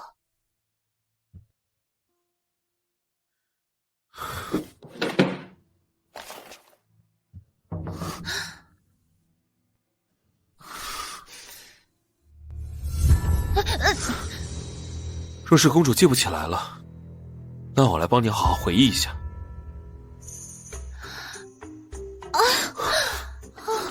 我头好晕啊，我快要晕倒了。公主，公主，公主，公主！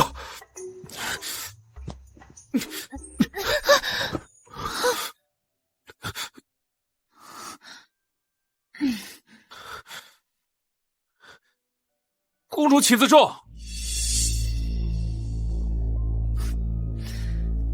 方才你不是问我来干什么吗？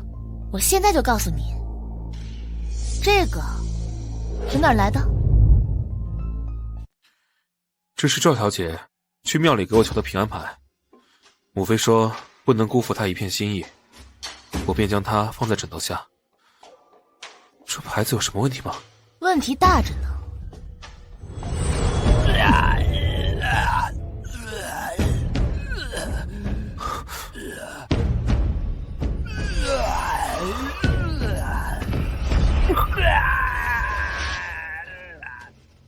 这是怎么回事？既然落到我手里，那就别想跑。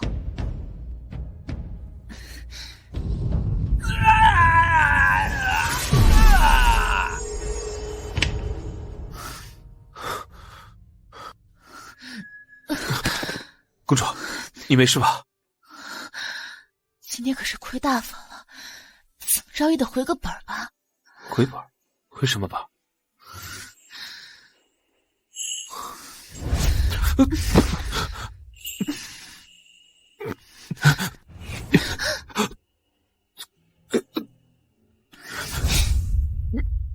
既然你已经猜出了欢乐镇的事情，那就快躺下，不许动，乖乖让我亲。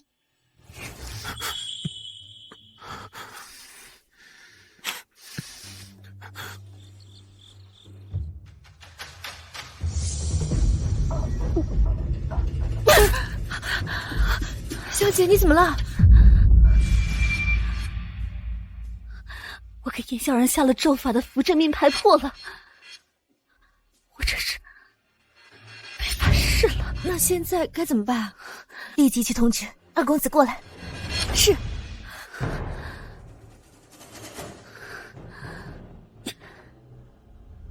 命牌上的阵法为高人所生，十分精妙。这叶萧然是从哪里找的这破阵高手？不行，我们的计划绝不能被他给破坏，他必须得死。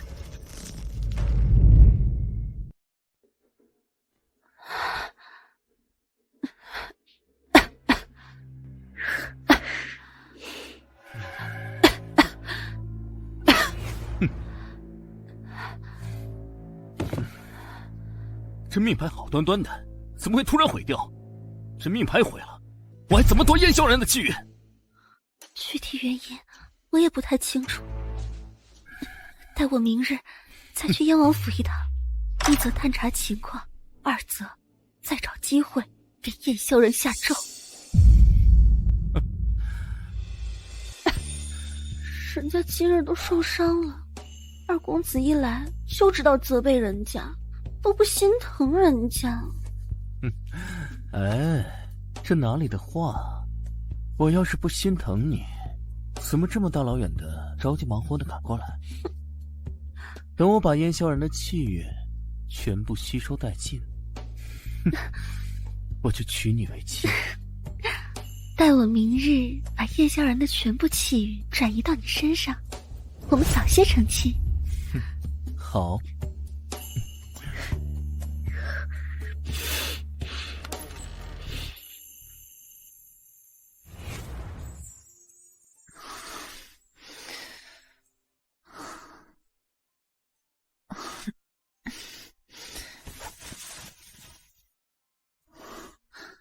我昨夜是在燕萧然房间睡着的，醒来却在自己的房间，八成是他偷偷把我送回来的。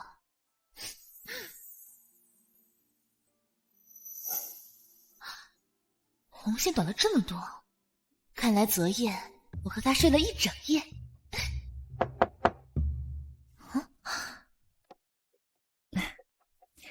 我没有打扰公主休息吧？不知母妃找我什么事啊？今日一早，赵府送来了帖子，说他在相国寺约了场法会，为王爷和几位公子做场法事。赵小姐来请是她的一番好意，只是她终究未和萧儿成亲，这场法事由她一人来做，不太合适。公主是燕王府的长媳，我想请公主一同前往，不知公主是否愿意？好，我陪母妃一起去。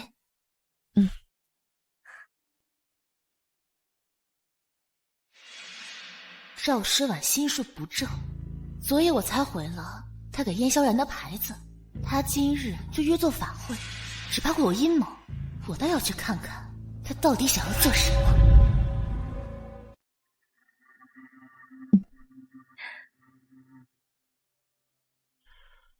母妃，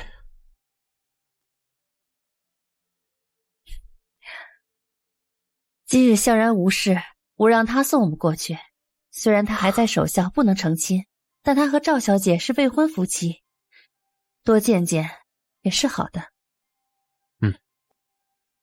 还是母妃考虑周全。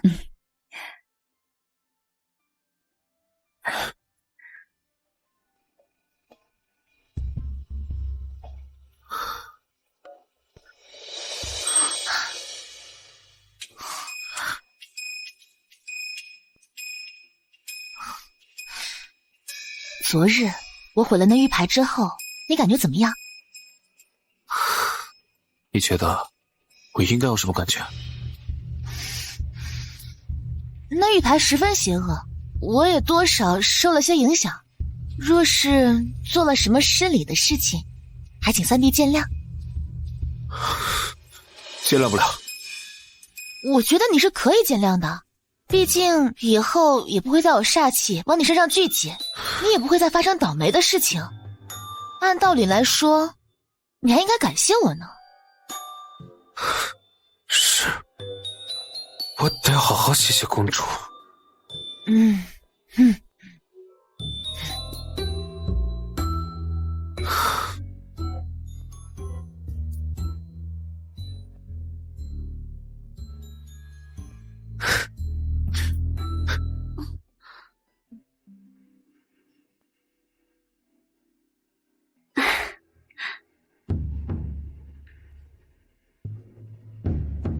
今日我和方丈已经约好了时间，待法事结束后，就将我亲手叠的元宝烧给王爷和公子们。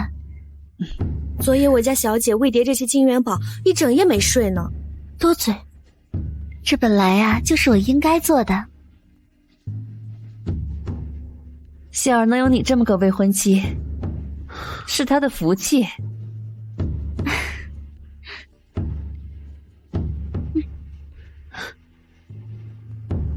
早就听闻公主自小在道门长大，此时来到这佛寺，是否有问题？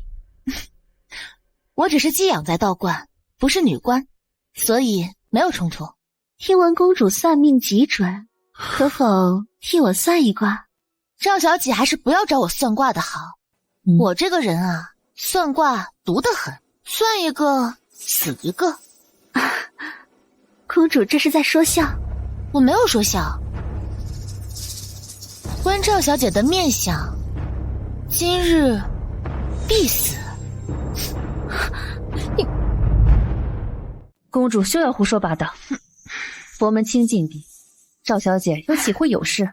再则今日还有萧然保护她，断不会让她有事。王妃莫生气，公主只是在说笑罢了。若今日我出现意外的话，你会保护我吗？赵小姐今日是为父王做法事，若你不做伤天害理之事，我自会保护你。逝者月是唯一的变数，看来要杀燕萧然，得先除去逝者月。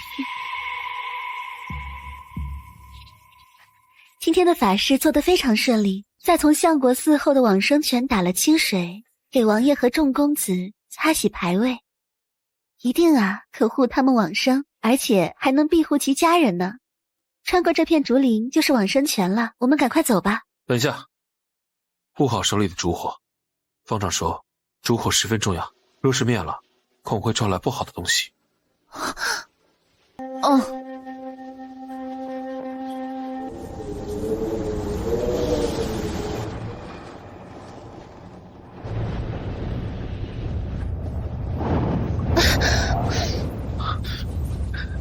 三公子救我！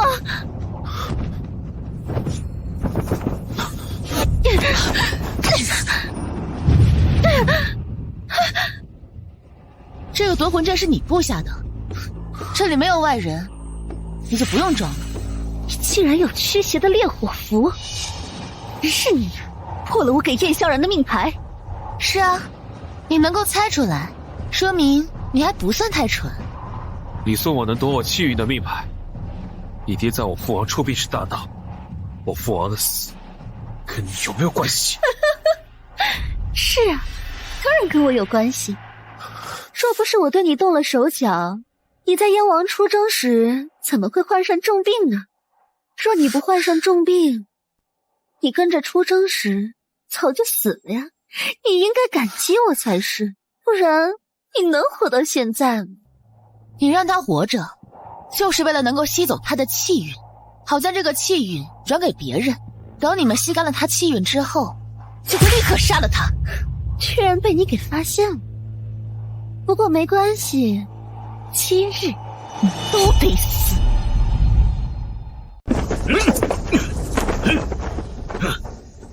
快点，小心！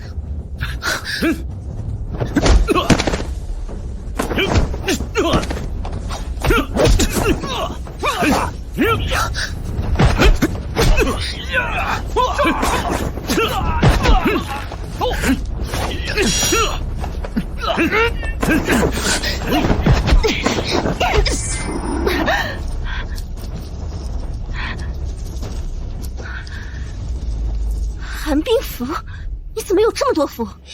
当然都是我自己画的，我这里还有很多其他的符，你要不要都感受一下？你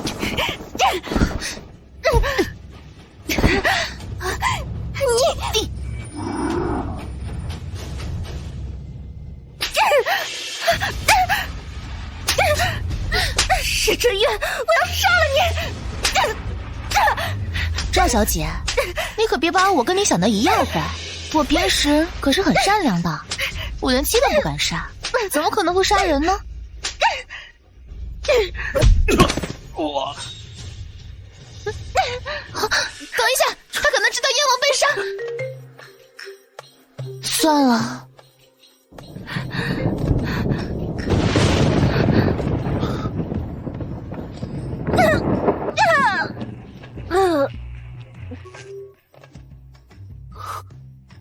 哼。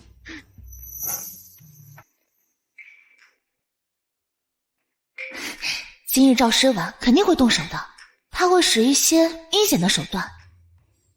这张符你拿着，要是遇到危险，就把这个符贴在他身上。好，这是雷符。这不仅仅是雷符，还是最厉害的五雷符。我让你在最危险的时候防身用的，居然就这么给用了。你知不知道这道符在道门炒的有多贵？一符1000金啊！那你给我这符的时候，也没跟我说他这么厉害啊？哼，我奶奶现在靠着你续命，赵诗婉又那么邪门，自然要给你最厉害防身用的符，也不知道你这么浪费。你嘀咕什么呢？我说你真帅，你是我见过最帅的男人。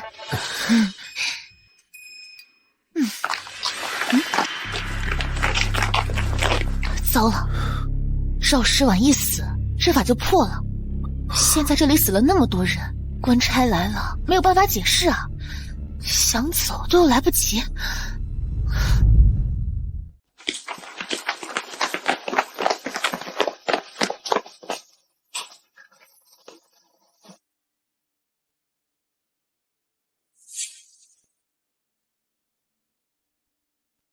韦大人，燕三公子、折月公主，你们怎么在这儿？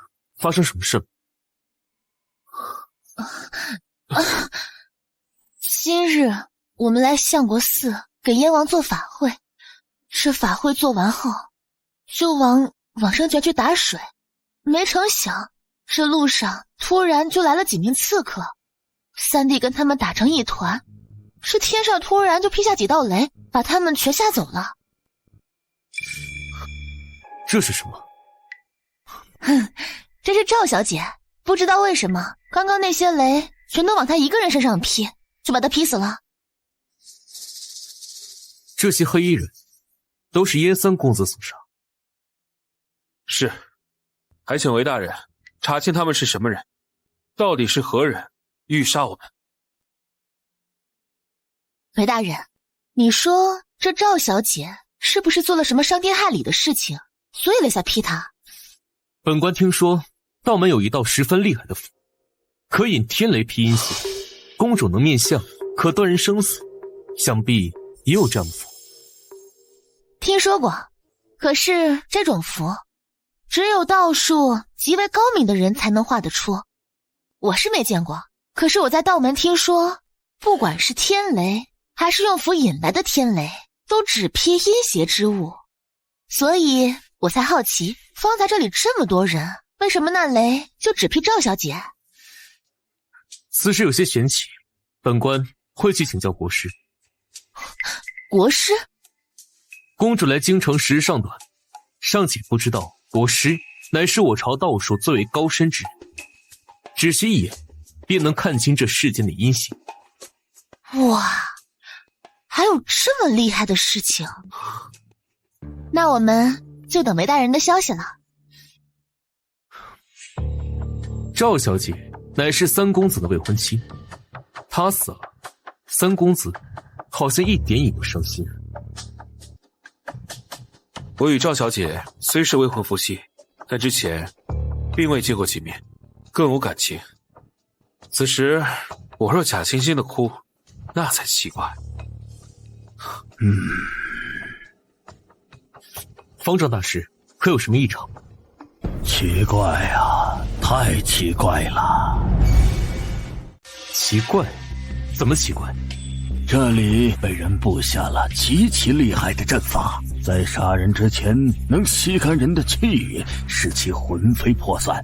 老衲实在没有想到，竟然有人在佛门禁地布下如此阴毒的阵法。此阵法是道门的，还是佛门的？是佛门邪修所创。若老衲发现布阵之人，必将其就地正法。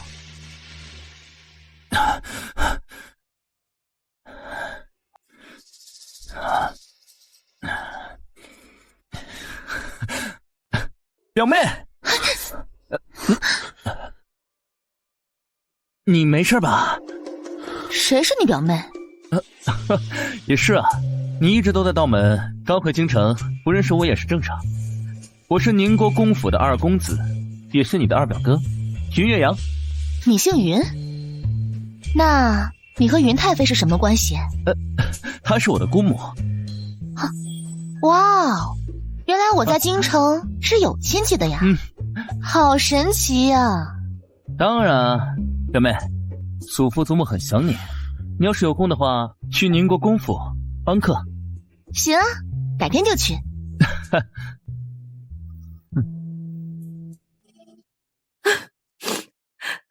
赵小姐居然被雷劈死了，小儿媳妇没了。眼下这种情况，还有谁家女儿愿意嫁进燕王府啊？母妃，这段时间我之所以煞气缠身，运气变差，就是因为赵诗婉送我的那块牌子有问题。昨日公主刚将咒术破解，今日赵诗婉就约我们去相国寺，为的就是杀我们灭口。她怎么会做这种事情？知人知面不知心呐，赵雨村那种品性，怎么可能生出一个品性高洁的女儿？萧儿的婚事你也不用担心，只是缘分未到而已。再说了，她还得守孝3年，娶妻之事不用操之过急。是。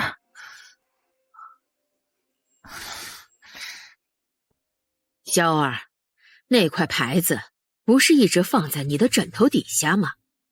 公主，你是怎样知道那块牌子有问题的？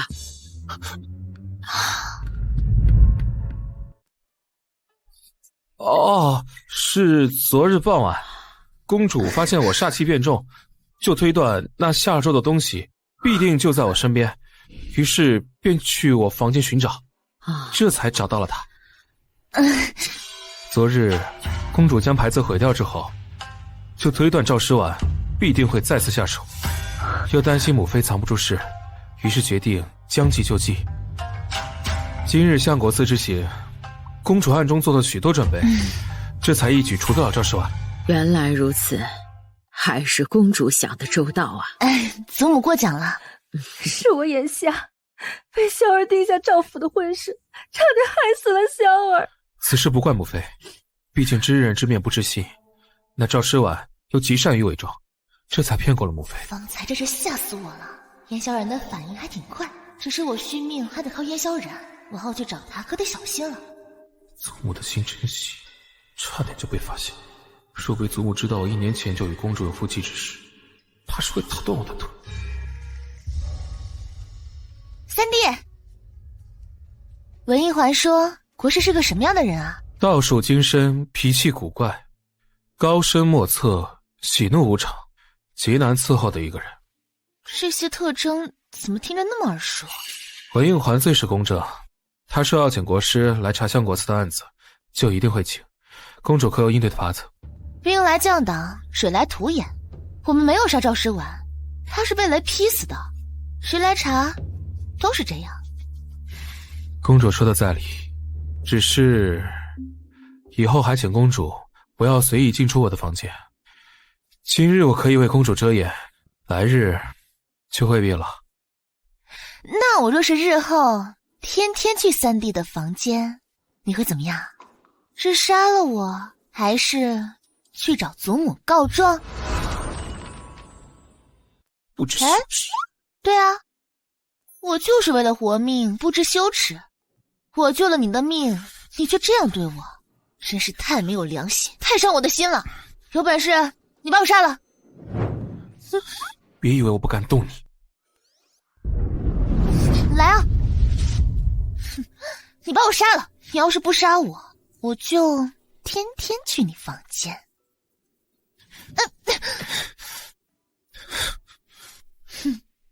表面看着凶巴巴的，其实是恼羞成怒了，还蛮可爱的。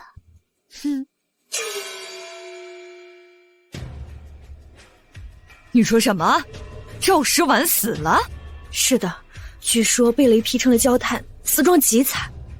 我还以为他是个厉害的，还盼着他杀了燕萧然和施哲月，没想到这么不中用。太妃，现在怎么办啊？慌什么？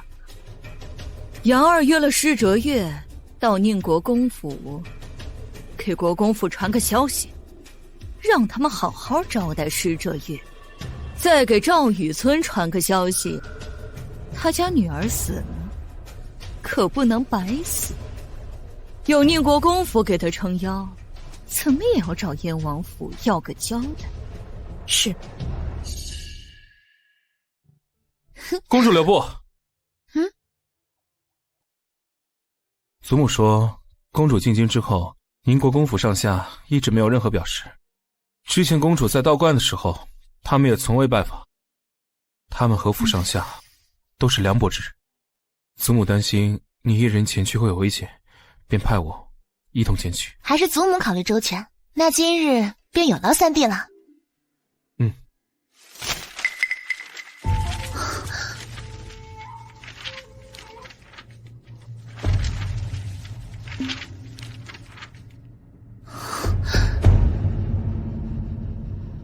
石婉，你死得好惨啊！今日为父必要凶手血债血偿。晦气！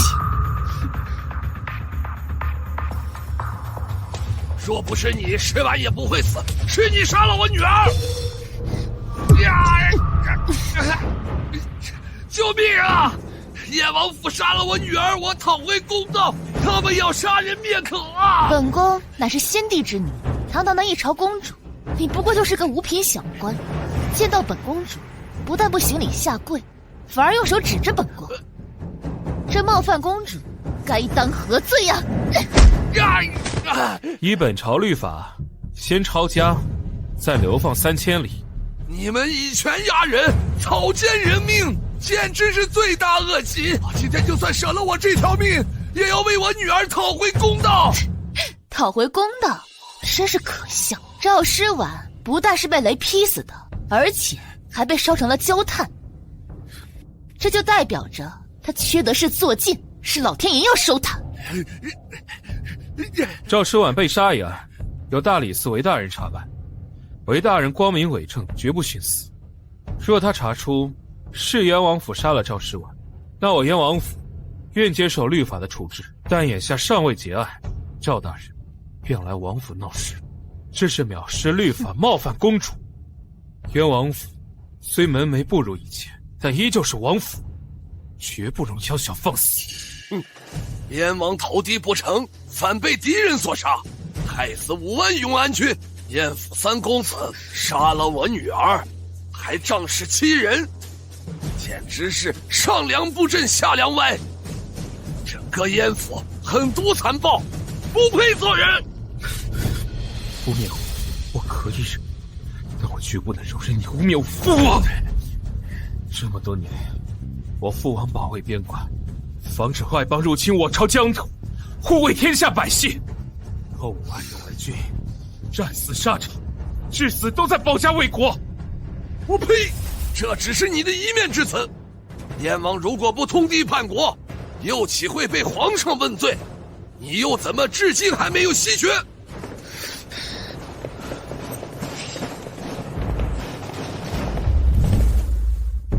韦大人，云太妃极喜欢小女，已收她为义女。她的死，云贵妃十分伤心难过，还请韦大人务必公正查她被杀之案。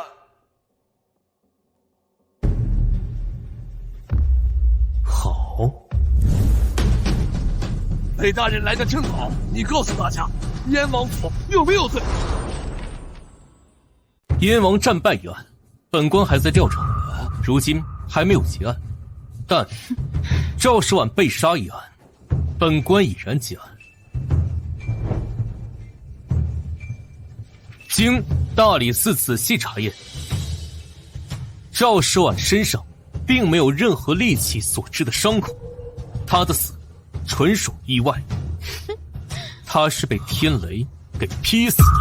韦大人，你到底有没有查清楚啊？小女本来就是被燕萧然和施哲月害死的吗？昨日赵雨村贿赂本官，欲让本官扭曲事实，将赵诗婉之死一案强加于燕萧然头上。本官不想被人纠缠，以影响查案，便假意收下一笔，来稳住赵雨村。赵雨村贿赂罪成立，来人，抓住赵雨村，押入京兆。是。走走，你背信弃义，走！你不得好死！公主神机妙算，在下自愧不如。韦大人，这赵诗婉的案子，你找国师看过了吗？本官绝不徇私枉法，已请教过国师。赵诗婉乃是修炼邪功，遭受了天谴。这个国师有点奇怪。韦大人，你的未婚妻找你退婚，是因为缘分未到。不过以大人的才华和能力，想必3年后必定抱得美人归。韦大人怎么会来这儿？还有，他的未婚妻是怎么回事？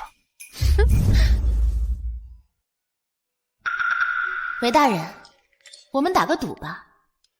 若是今天下午你的未婚妻来找你退婚，那你便带人在燕王府门口守上3日，并公正地处理赵诗婉的案子。若他没来，那我便在你们大婚的时候奉上1000两银子，作为你们的贺礼。我的未婚妻对我情深意重，绝不可能退婚。公主，你输定了。天机不可泄露，三弟若想要知道的话，一会儿到马车上亲我一口，我就告诉你。无耻！哎，那我亲你一口也行啊，怎么样？不行。施哲月今日当真会来？当真，爹，他自幼在道观长大，没人疼又没人爱，渴望亲情。我叫他一声，自然屁颠屁颠就来了。很好。都准备好了？都准备好了。只要他一只脚踏入宁国公府，我定有他死来无悔。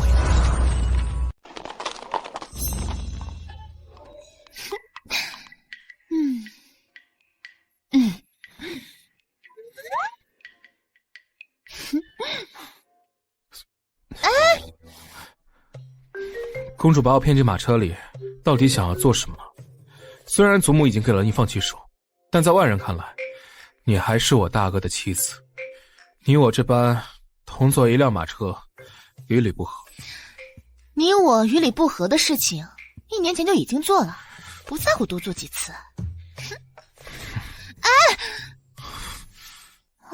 他的腰劲瘦有力，不但手感好，功效也很好。尤其是他这副脸红害羞的小媳妇样，真是太让人想欺负他了。可惜的是，他脾气太大，总给我甩脸色。松开！我不松。你要是敢动手，我就喊非礼。哎呀，看你这副凶巴巴的样子，其实我是有正事要与你说。能有什么正事？我之所以答应云月阳会去宁国公府，那是因为我在他的身上，闻到了你的气息。什么意思啊？赵诗婉用这么阴毒的咒术偷取你的气运，可是这些气运又不在他的身上，而是在云月阳的身上，那就说明真正偷你气运之人是云月阳。你确定？非常确定。你可以质疑我的人品，但是不能质疑我的道术。这云月阳从你身上偷走那么多的气运，我们得赶紧想办法拿回来，否则你还是会倒霉的。这燕王府如今唯一的男丁就是你了，你若是倒霉，燕王府也会跟着倒霉。我会配合你行事，但是你能不能先把手从我的腰上松开？不行。自从公主2岁被送进道观之后，我是十分想念公主啊。今日公主难得一见，我这做舅舅的可是十分开心呐。是吗？既然舅舅这么想我，那怎么不去道观看我？这再不济，寄些东西也是好的。哎，不是我做舅舅的不想看你，而是实在是有不得已的苦衷了。什么苦衷？三弟，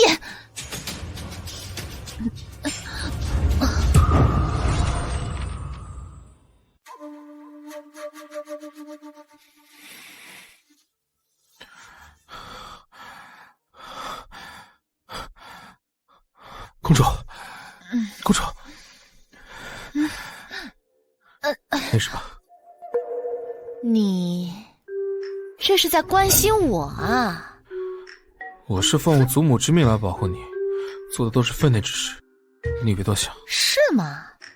那我这要是多想了，怎么办？那就把脑袋剁了。切，你这样是娶不到媳妇的。这是什么？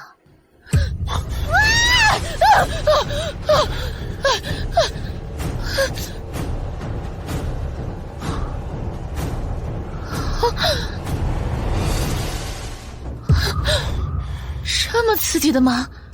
我们这是在万人坑里？宁国公府的密室，怎么会有这么多尸骨？这些骷髅并不是随意摆放，而是按照五行的排列，这是一个献祭阵法。献祭什么？我刚刚来宁国公府的时候，发现上方有紫气，我原本以为是宁国公府运气太盛，所以才会有紫气汇聚。现在看来，紫气是他们缺德氏做尽换来的。我怀疑宁国公府有大阴谋。我查父王的战败案，所有线索都指向宁国公府。父王和5万永宁局，很可能就是他们害死的。这云太妃出自宁国公府，又让我代替三公主加入燕王府。这赵诗婉为云岳阳，又来窃取你的气运。燕王的死，又跟宁国公府有关。好啊，这宁国公府一屋子人就逮着燕王府的人欺负，太不要脸了！快！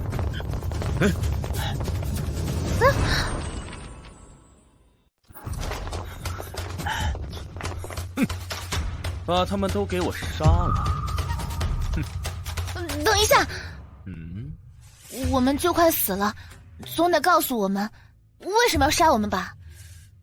我是你表妹，虽然关系并不亲厚，但终究也是亲人。我又没有惹过你，你为什么要杀我？这事儿可不能怪我们呀，要怪就怪你自己命不好。你是天煞孤星，你若不死，对我们所有人都不好。到底是哪个缺德鬼给我批的天煞孤星的命格？你不需要知道这些，你只需要知道，今晚你必死无疑。好吧，就算是我妨碍了你们，那三弟呢？你们无冤无仇的，为什么要对他痛下杀手？他才是最应该死的人。燕萧然，燕王府从来都是武将之家，你真的是脑子有病才去学文。学文也就算了，你还先考了妓院，春闱之时，你还考中了会员，让我们这些从小学文的人都被你比了下去，简直就是岂有此理！只能怪你太蠢了。你啊，原来你是嫉妒燕萧然啊，所以才会让赵诗婉给三弟下咒，窃取他的气运，置他于死地。他得感谢我，要不是他有点用，我让他在出征之前生了场大病，他不能出征，要不然他早就死了。我这不过是物尽其用，只不过你的命可真大，到现在还没死，就连赵诗婉给你下的咒都被你破了。不过事到如今，你必死无疑。只有你死了，我才能得到你身上所有的气运。你是不知道，他身上的气运有多么强大。如若我得到他身上所有的气运，这天下终归是我的。燕王出征之前，你就知道他们必死，所以燕王出征之事，从一开始就是一个阴谋。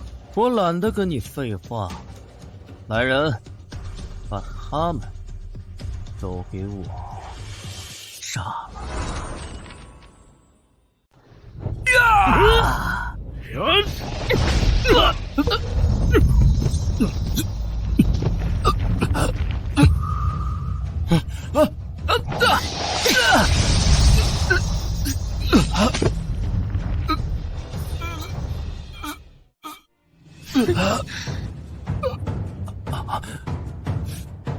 你对我们的人做了什么？蠢死了，这都看不出来吗？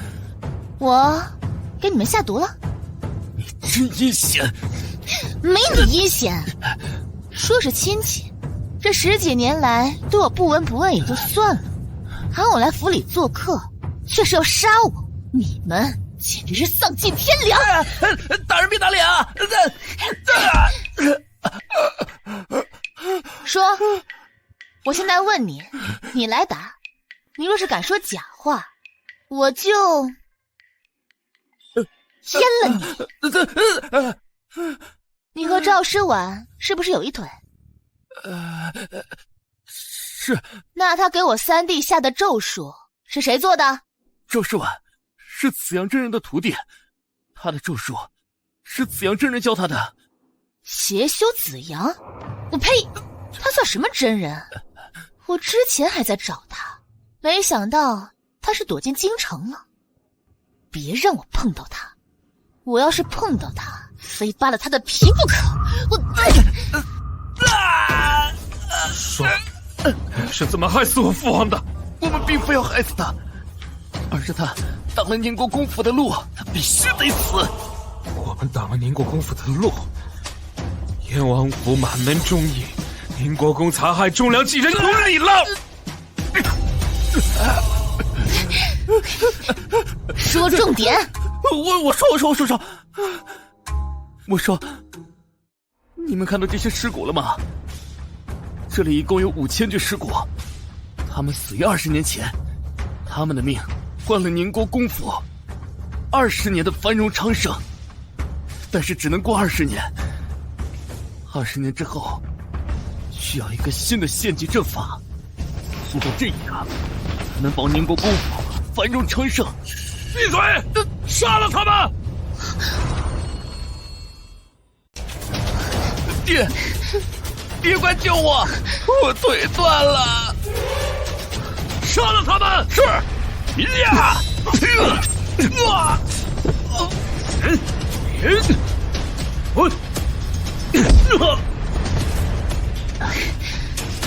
追！别让他们跑了！是。爹，我的腿好疼，快救我！爹，没用的东西！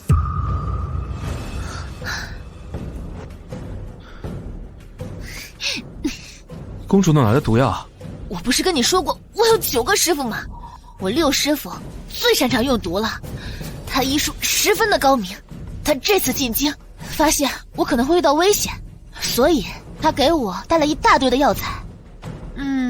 有补药、伤药、解毒药，还有各种各样的毒药。公主的师傅们还真是多才多艺啊！我也这么觉得。应该差不多了。侍卫快来了，快走！愣着干什么？走啊！啊！你这样让我怎么走？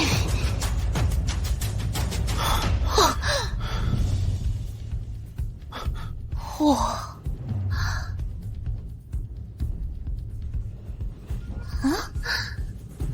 这宁国公府丧尽天良，所敛财物必定是不义之财。我要代表老天爷，把他们全部没收。这么多，怎么带得走啊？我给你表演一个法术。怎么做到的？三弟若是让我亲一口，我便告诉你。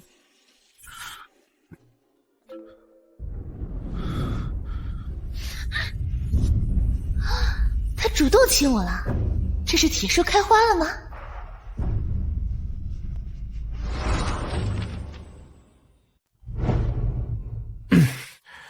以后你还是不要随意调戏我，不然吃亏的总会是你。吃亏？我能吃什么亏啊？除非你再给我示范一遍。没见过比你更大胆的女子。那人活在这世上，就是要来见见世面的。若是见了人和事都是一样的，那多无趣啊！三弟应该感谢我，让你见到了不同类型的女子，让你开了眼界。啊！你生气了？我都没介意，你介意什么？公主还是谨记你我的身份，你和大哥还是名义上的夫妻。哦，那你刚刚为什么亲我？行了，这件事情我们以后再好好讨论。现在最需要做的是先把这里洗劫一空。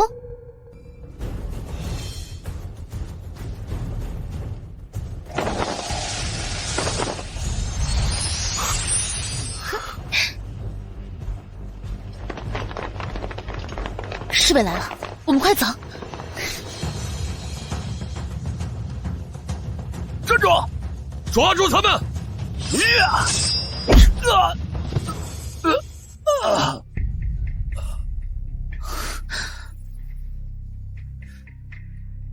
见过宁国公。下官见贵府浓言四起，特派人前来救火。三公子和公主也在宁国公府，好巧。韦大人，是很巧。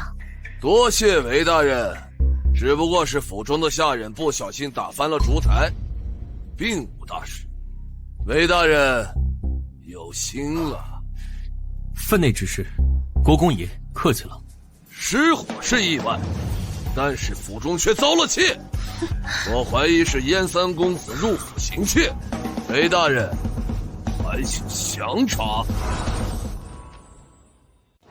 捉贼拿赃，我三弟不过是陪我来趟国公府，就被国公爷如此诬陷。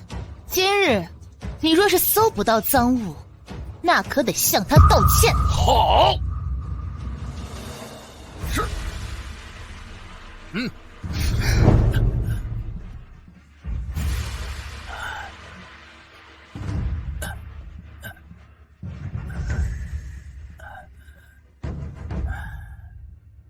大人，这些碎银子没有应急，燕王府再穷，这些碎银子还是能拿得出来的。你道歉。对不起。公主还真是忙，一上午的时间，先是关了赵雨村，后是放火烧了宁国公府，宁国公都没拿这事找公主的麻烦，在下佩服。人长得好看，好运自然来。哎，等一下，韦大人，关于燕王战死案，我有新的线索。请公主随本官去一趟大理寺。好。公主有什么新线索？我和三弟去宁国公府，发现这宁国公府地下有间暗室，里面有一个用5000具尸体做的献祭大阵，以此用来换取宁国公府的气运。可是如今这阵法也已失效，若想要维持同样的效果，则需以10倍的尸体数量来做大阵。永安军刚好5万人马，那一战无人生还。我觉得这件事情不只是一个巧合，而是有人蓄意谋害。此事当真？韦大人若是不信的话，可以派人去宁国公府查探，这地道的入口就在假山旁。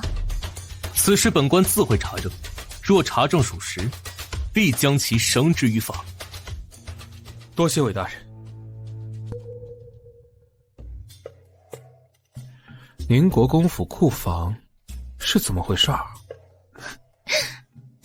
修道的人修习到一定境界，就会拥有自己的空间。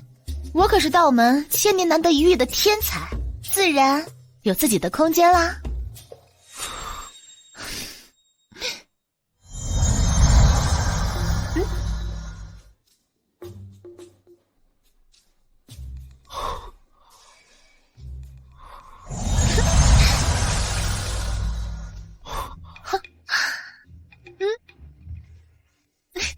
瞧你这副没见过世面的样子。你叫我一声好嫂嫂，我就教你啊。就公主对我做的那些事，是嫂嫂该对小叔子做的吗？是啊，我今晚还去找你。不知羞耻。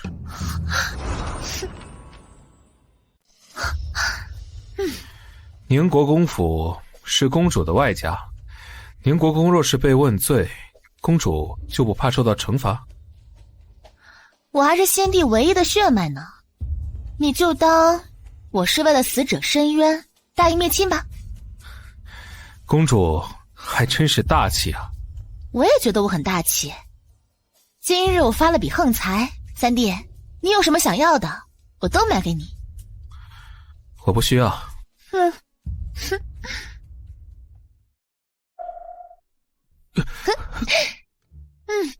三弟，第一次收到女孩子给你送的东西，开心吧？开心，我可真开心。你觉得宁国公是个怎么样的人？他是我朝的大功臣，德高望重，待人和善，是个极好的人。他都立下过哪些战绩？好奇怪，下官想不起来。世人都觉得宁国公是我朝的大功臣，对他敬重有加，但仔细一想却发现，怎么也想不起来他有哪些功绩。本官翻过史书，仔细查过，发现虽有功绩，但都是一些细小莫微的功绩，不要说比不过苏相和燕王，甚至连钟永侯都比不过。既然如此，我们为什么会有这样的认知？是啊，我们怎么会有这样的认知？难道真如折月公主所说，是他们布下的邪阵，获得了极强的气运，改变了京中所有人的记忆？你立刻派些武功高强之人，夜潜宁国公府寻找证据。是。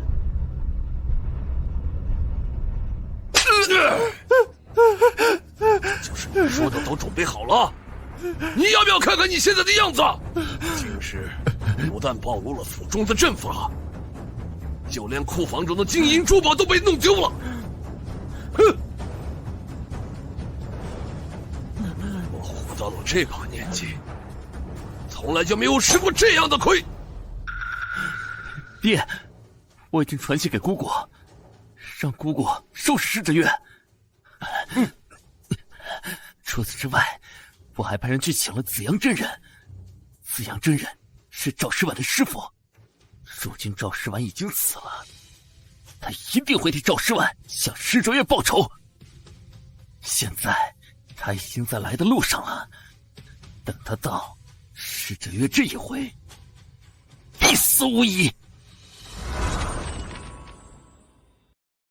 这天色都这么晚了，怎么还不回来呀？祖母，你先别急，公主和三哥他们不会有事的。祖母快看，公主和三哥他们回来了。你们再不回来，祖母就要去宁国公府找你们去了。祖母，我们啊，毫发无损的回来了。公主，这平安回来就好。我们不但平安回来了，还顺便搬空了宁国公府的库房。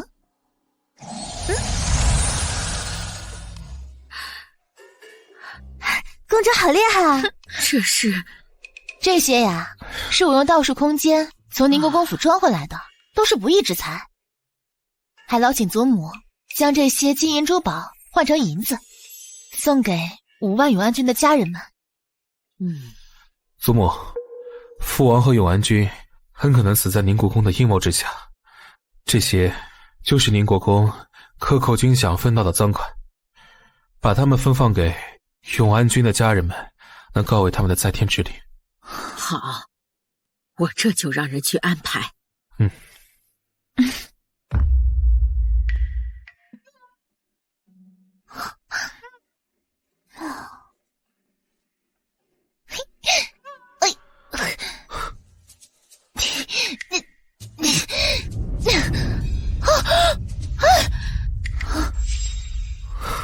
把衣裳穿好。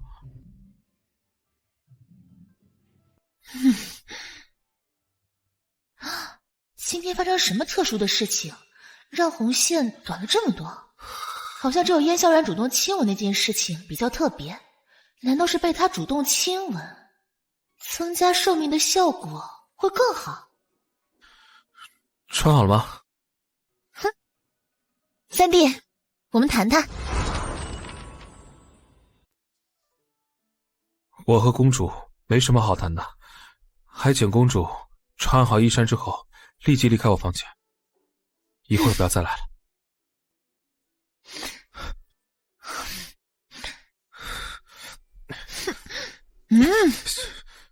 下去。我不，有本事你就喊人来撞破我们之间的奸情。我何时与公主有奸情？1年前有过一回，今天在宁国公府，你主动亲了我一口，也算是一回。今夜你若是愿意与我好好谈谈，一切都好说；要是不愿意，那我就只能去找祖母，让她来做主了。你疯了？是，我就是疯了。我是想活命，想得疯。你谈就坐着好好谈，你这样我没法和你谈。我就算坐到那儿，8成也是会被你扔出去。我觉得我们这样谈挺好的，就这样谈。那你说，你到底想要什么？你上次猜到我的寿命跟万剑的这条红线有关，那你再猜猜什么样的因素会影响我万剑这条红线的长短？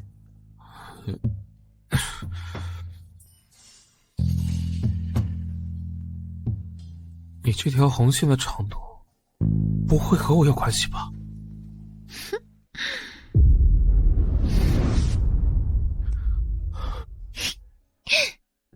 三弟就是聪明，一点就破。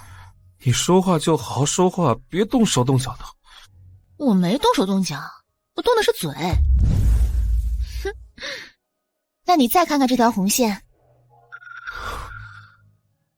比之前更短了，而且速度更快。这红线不会是与我亲近之后就会变短？和聪明人说话就是舒服，所以我不是故意要占你便宜的，我是为了活命，不得不占你的便宜。那公主到底想要什么？在回答你这个问题之前，我有个问题想要问问你，我最近在燕王府的表现怎么样？若无公主，燕王府早已覆灭，我恐怕也早就被赵世婉害死。这段时间，你对祖母和母妃也都有关照。公主是燕王府的大恩人。既然如此，我就挟恩求报，如何？可以。那我要你每天晚上都跟我睡，而且在睡之前亲我一口，怎么样？我还有别的选择吗？我什么都不缺，只缺命。如果你不同意的话，我可能就死了。难道你想看着燕王府的救命恩人去死吗？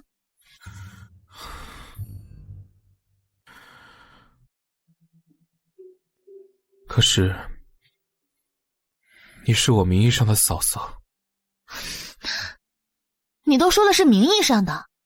再说，祖母一早便给了我放弃书，从本质上来讲，我并不是你的长嫂。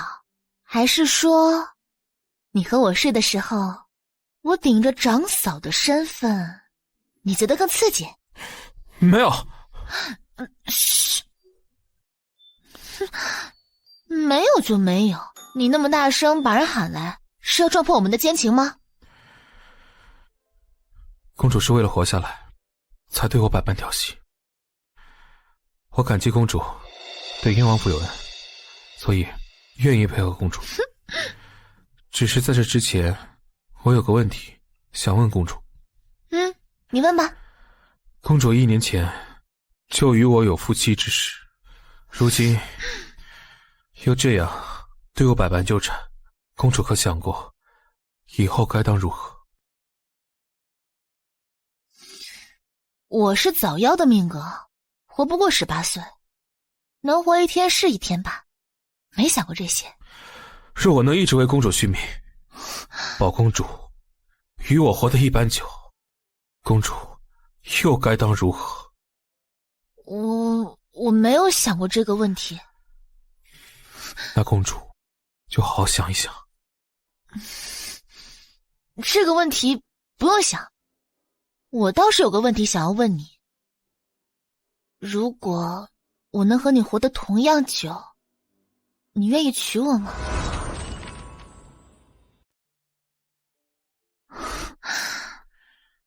燕王府的儿郎一向是有担当且负责任的，我既与公主有夫妻之实，以燕王府的规矩，就该娶公主。只是你我的身份如今有些尴尬，你我的婚事也得经过祖母和母妃同意，而且如今的燕王府风雨飘摇，父兄的死因尚未查明，我还要守3年的孝。如果公主愿意，请在燕王府再住上3年，3年之后，我表明祖母和母妃迎娶公主。你真的愿意娶我？是。就算你能为我续命，我可能也活不了多久了，而且我这个体质肯定也生不了孩子。你是燕王府唯一的独苗，若是娶了我，燕王府可能就绝后了。而且就算我与你成了亲，或许也可能会为你带来非议。子嗣之事你不用担心，可以从旁系过继一个。至于非议，公主怕吗？怕啊，我可不想被人扔臭鸡蛋。那你再好好考虑一下，若想让我配合，3年后嫁给我。若公主不愿意嫁给我，全是我不能配合。啊，我先送公主回房休息。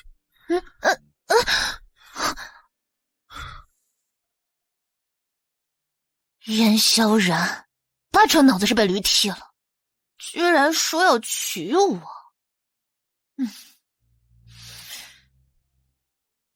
我到底要不要嫁给他呀？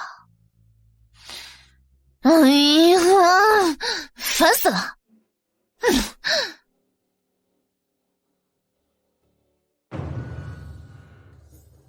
传皇上旨意，宣哲月公主进宫觐见。敢问公公，皇上找我，所谓何事啊？皇上的意思，咱家可不敢猜。公主，请吧。等一下，等一下。怎么了？我送公主去皇宫。我自己能去，用不着那么麻烦吧？他昨夜说要娶我，今天又要陪我进宫，压力好大。皇上没有召见三公子，三公子不能进宫。我送公主到宫门口，我在宫门口等你出来。好吧。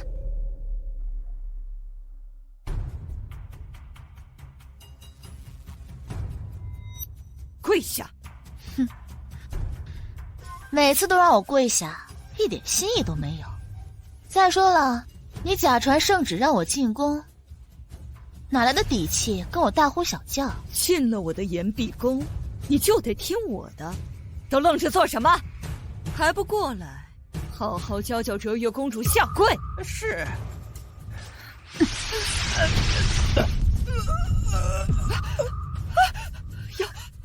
妖怪，是折月是妖怪，快把他抓起来！一具没用的东西，还不快请国师把石折月给收了！石折月，你疯了！我是你母亲，你居然敢跟我动手，你真是不孝！母亲，你可别玷污了母亲这个词。我跟你说过，当我代替三公主嫁给燕王世子的时候，我们之间的母女情就已经断绝了。你上赶着让我收拾你，那我便如你所愿。兄长说的对，你就是个疯子，你是个喂不熟的白眼狼。昨日刚去国公府闹完事，今日就这么对我。石折月，你那国公府和我，你就是一个虚有图表的公主，你连皇宫里的奴才都不如，放开我！放开！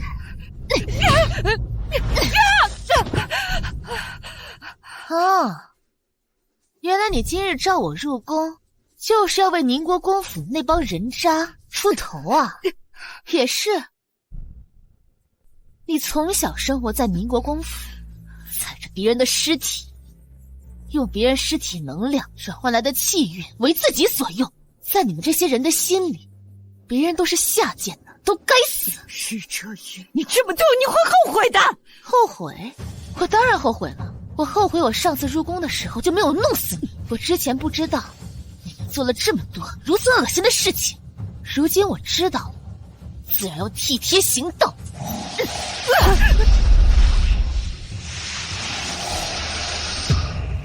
你是我父皇的皇后，却一直留在这宫里做皇叔的宠妃，你哪来的脸？我倒是忘了，你这张脸原本就是偷来的。我把你偷来的气运和祝融术打破之后，你就变回了原本的样子。现在就应该好好看看你丑陋的样子。这不是我的脸，这不是我的脸，这就是你的脸。你之前一直维持着20来岁少女的模样，那是因为宁国公府那个邪恶的阵法，那个阵法让你丧失了人性，丧失了母性，只想要权势。你为了权势，连自己的亲生女儿都可以随意舍弃。那现在，你就看着你这丑陋的样子，你就再多看几眼吧。折月，我的女儿，你不用这样叫我，你不配。我猜的果然没错，云太妃如此灭绝人性，是受了那个阵法的影响。她被阵法操控，成为宁国公府夺权的工具。在我用符驱除她体内的邪气后，她便又恢复了几分人性。但是，她的所作所为不会原谅。太妃，你怎么变成这样了？你是国师？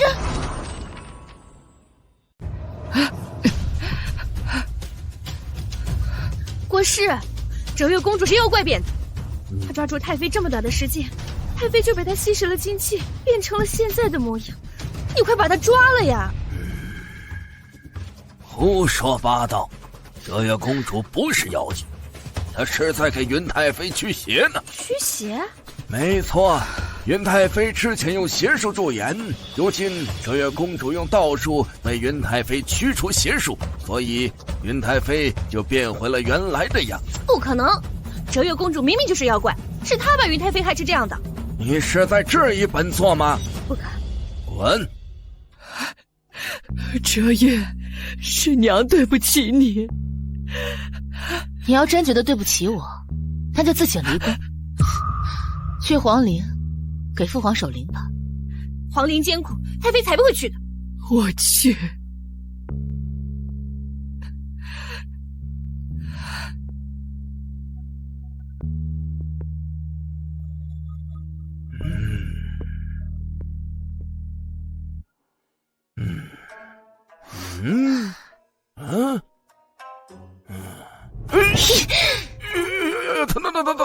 松手啊！你个臭老头，你不是道观的观主吗？怎么变成国师了？什么臭老头啊！我是你的大师傅，你快松手，要不然我打你了！打！你往这打！有本事你把我打清醒一点，让我知道这不是一场梦。哎呀，好了，我大人不计小人过，你现在把手松了，然后你揪我胡子的事儿，我就不跟你斤斤计较了。你今天必须给我交代清楚，不然我把你胡子全部给你拔光。这是什么呀？我既是道观观主，又是当朝国师，这也不想冲啊！我本来是不想来的，是你跟我说，我活命的转机在京城，所以我才过来的。现在仔细想想这个事情，越想越不对劲。哪里不对啊？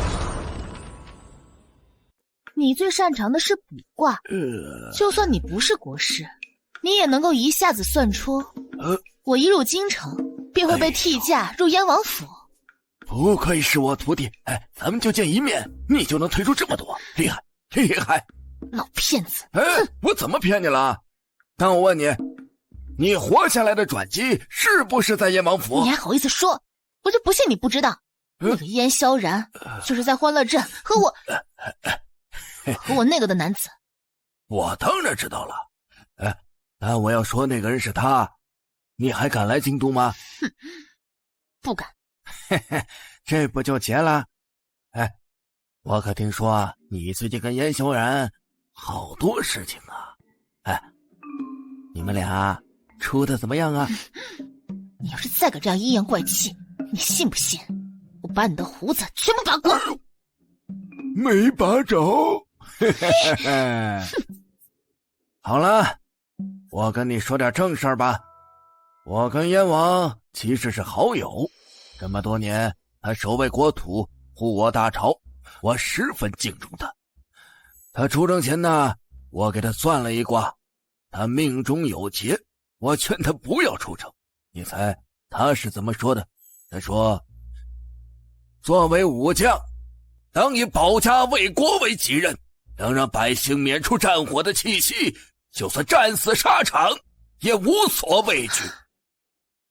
这样的人若真是战死沙场，我虽伤心，我也为他高兴，因为他死得其所。可他要被那些人害死，那些人还要灭了他的燕王府，我怎能袖手旁观呢？所以你派我回来是为了救燕王府的人？没错，他们是我朝英雄，我们不能这样对待他们。但是我的身份不一样，所以不行。但你不一样，你可以做你想做的任何事情。王叔知道这件事吗？想必你也见过宁国宫的大阵了吧？你知道那大阵的真正用意吗？那大阵的作用不但能替宁国公府的几位主人吸取京城所有的气运，还能改变对他们的看法。他们可以轻易得到京中所有人对他的好感，包括皇叔。是，国师，哲月，陛下，你们怎么会在这里啊？陛下，国师，哲月，你们怎么会在这里？免礼啊！皇上，是这样的，云太妃利用邪术反被邪术反噬，臣来到的时候刚好遇见了哲月公主，便和哲月公主探讨她与云太妃的关系。方才臣与哲月公主说完之后，发现云太妃利用邪术蒙住了自己对哲月公主的母爱，对她十分冷淡，不堪为人母。可这一切云太妃都不知晓，如今对哲月公主十分愧疚。我之前十分厌恶云太妃对我的冷漠无情，可是现在想想，她也是个可怜之人。朕过来时遇到她了，她向朕请旨去为皇兄守灵，朕已经准了。我有些不解，这云太妃未加入我父皇之前，那也是宁国公府的嫡长女，这等加入我父皇之后，那也是贵为国母。谁有这么大的胆子，敢给她下这么恶毒的咒术？这种咒术十分邪恶，但做起来却不容易，需要生辰八字还有至亲人的鲜血作为药引。这下咒之人应该就是宁国公府的人。宁国公宽厚仁慈，又岂会做这样的事？定会是下人图谋不轨，这才会对云太妃下手。朕会下旨，让宁国公府自查。是。果然，皇叔对宁国公有滤镜，看来不把宁国公府的邪阵破了，永远都别想替燕王洗清冤屈。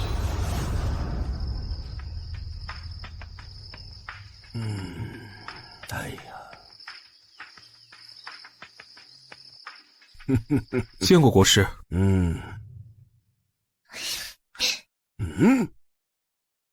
给你介绍一下，他就是我大师傅。很意外吧？我也很意外。没想到我那个成天不正形的大师傅，竟然变成了当朝国师。既然三公子来接你了，那本座就先回去了。哎，走吧。快走！这到底是怎么回事？就是一个江湖老骗子，连自己徒弟都骗的故事。光是想想，就让我心里受到了2次创伤，瞬间热泪盈眶。伤心的我，连复述第2遍都不想了。既如此，那就不必说了。公主，请上马车。哼。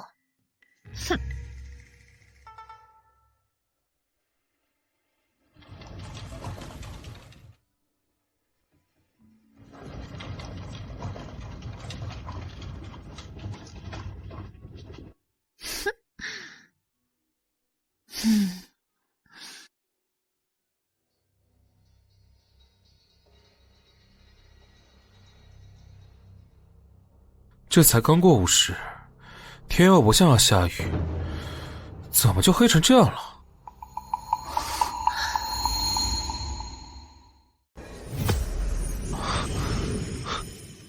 我给你贴的这道符是驱邪符，我们现在已经进入邪道布下的邪阵之中。这个阵法跟赵师晚布的阵法属于一脉同源，方才一路走来，我也是稍加不注意就中招了，现在可得小心。现在怎么办？我们得先想办法破阵，在这阵中我们属于吃亏的那一方，若想要提高破阵的胜算，就得先武装一下。怎么武装？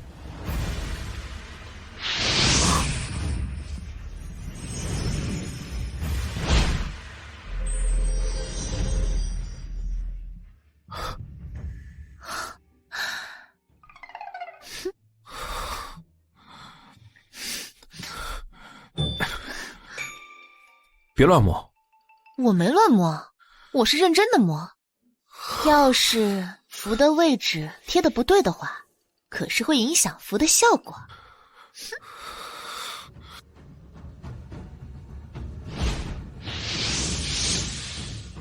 贴好了。一般这种阵中啊，都会有生门，只要找到生门就能破阵。我们先出去看看生门在哪。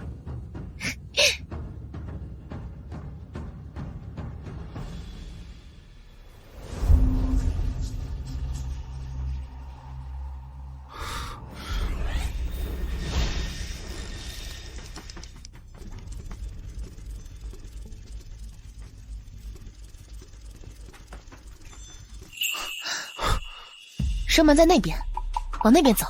好。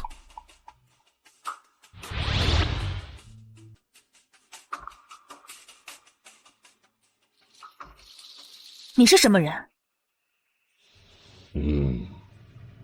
你杀了我的弟子，竟然还问我是谁？你就是赵师晚的师傅。我跟你说，你这个人不怎么样，教的徒弟也不怎么样。我只用一个符，你那徒弟就死了，打了都不过瘾。你这是在找死！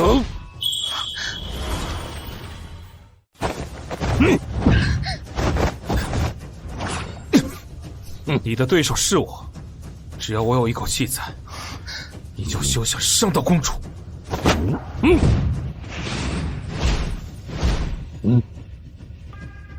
你用道术时对手是我，有我在，我就不会让你伤害到我三弟。你们这对狗男女，我纵横江湖这么多年，就没见过你这么的无耻。打不过人就开始骂人，你也太没有素质了吧！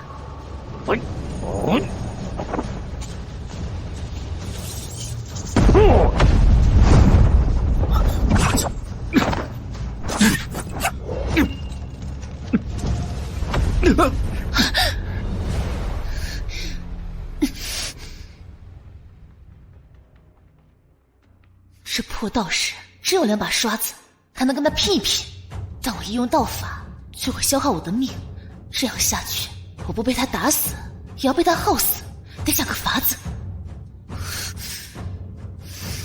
三弟，吻我！什么？我快死了，快点吻我！你要是不吻我的话，我们2个都会死在这里。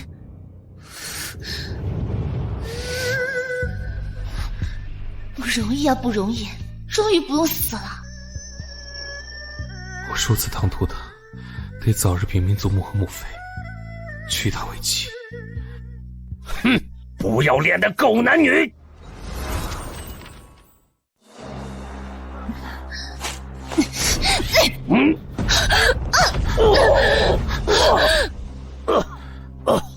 怎么样？没事吧？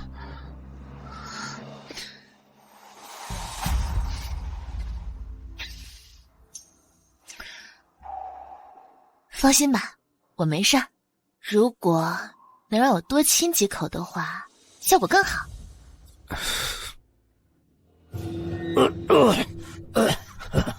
我去杀他！哎，算了，跟着他的话，只会在他的阵里迷失自己。还是破阵要紧，别追了。好。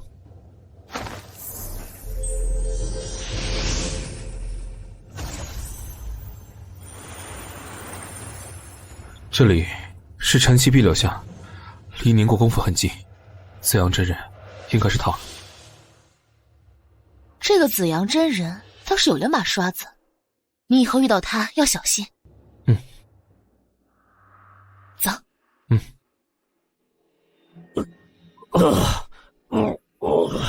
你们这对狗男女，你们这叔嫂的关系就稿子里起。你们杀了我徒弟，我在杀你们之前，会让你们身败名裂。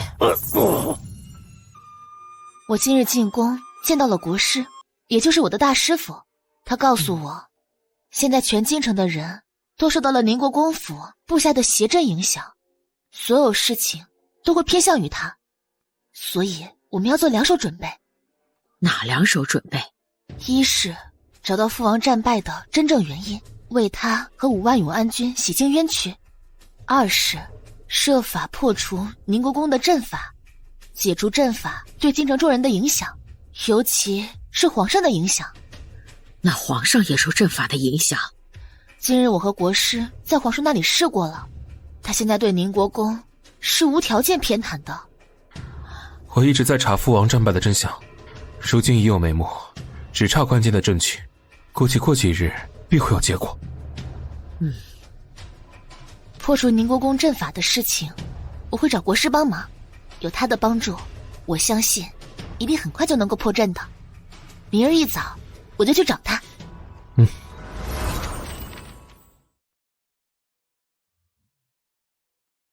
师傅，折月公主来了。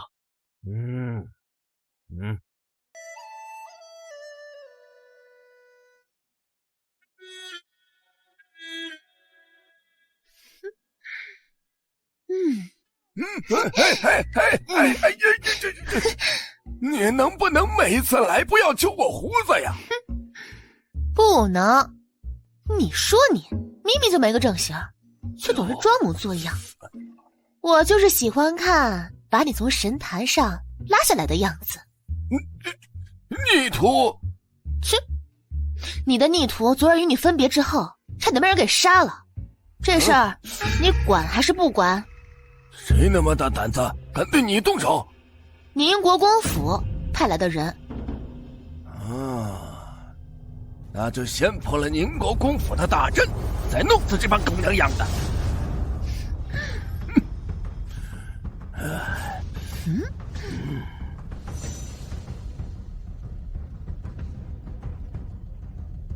你说说你，都过了这么久了，你这个阵图还是画得如此凌乱。这是我昨天晚上连夜赶制出来的，在这么短的时间内，我能把它做得这么好，我已经很厉害了。哦，是，大师傅好厉害呀！哼，少拍我马屁，我不吃你那套。哼，来，我要给你讲讲这阵图的作用。此阵图是以京城护城阵法为基础，辅以五行八卦，以巽门之风选离门之火，再辅以镇门的雷电，荡涤京城所有邪气，斩杀京城所有妖邪，能毁掉所有带有邪气的阵法。可是，你这个阵法跟护城大阵都怎么连接起来的？这个好办，你的血能连接天地之间所有的阵法，你只要往上滴上几滴就可以了。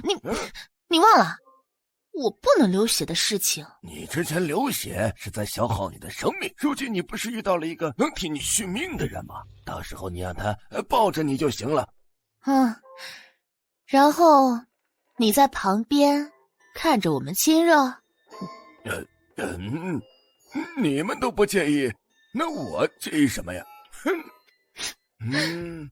你说的。三弟，你进来一下。拜见国师。需要做什么？需要你帮我续点命。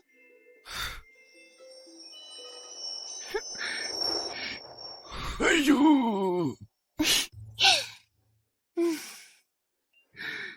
哎呀！你这淫贼，放开我徒弟！哎呀！哎呀！这放开！哎呀，你放开！你干什么？不是你说的续命吗？反应这么大！不是，我是叫你这样，没有叫你这样，一点没长脑子呀！你是个女孩子，你俩这样，你能不吃亏吗？臭小子，你刚才占了我徒弟哲月好大的便宜，你必须给我个交代，要不然我打断你的腿！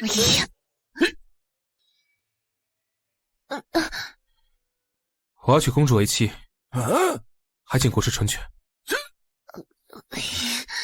你来真的呀？我现在可是你长嫂。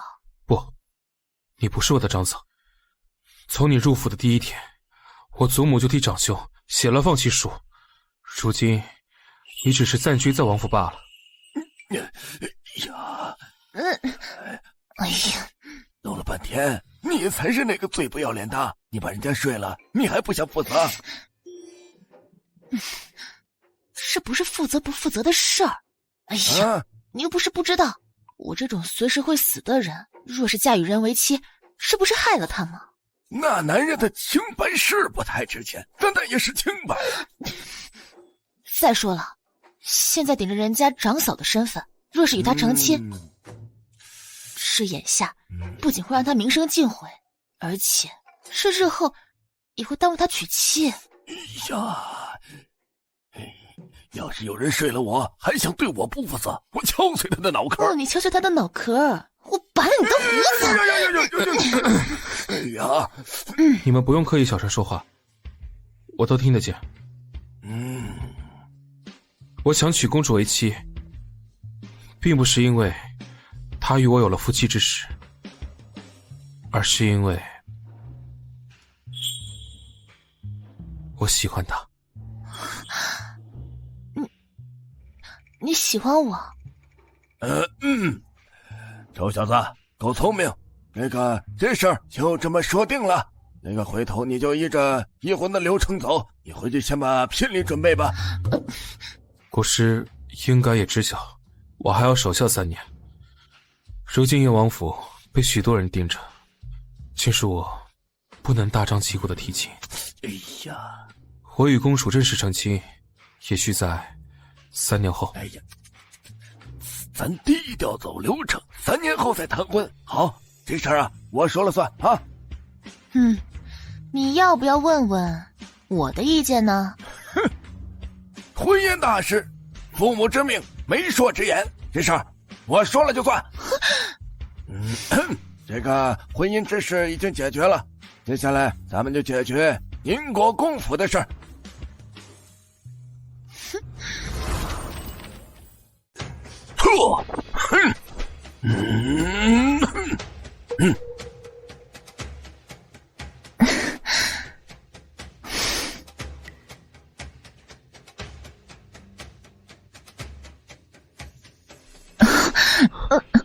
公主，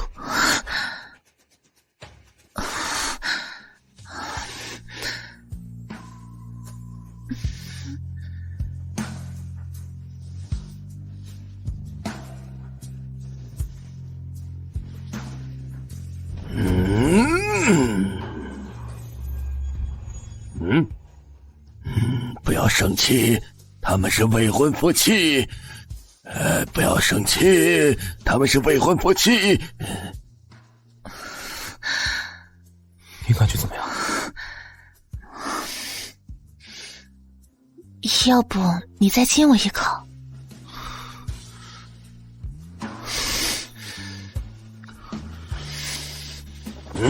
嚯！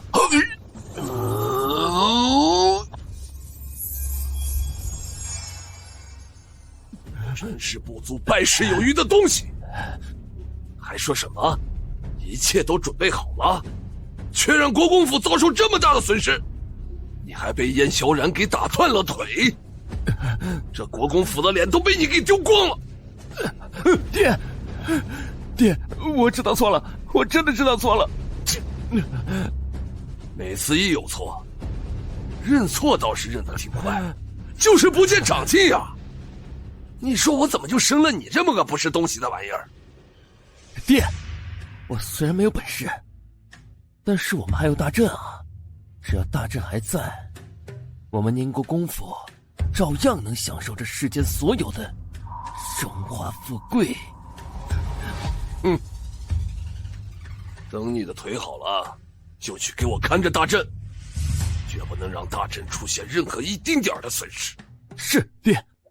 哎，爹，您就这样放过施之月和燕萧然了？当然不会。不仅要了他们的命，还要让整个的燕王府陪葬，成为大阵的养料。爹，爹，你怎么了？爹，你没事吧？爹，怎么可能？什么不可能？大阵被毁了！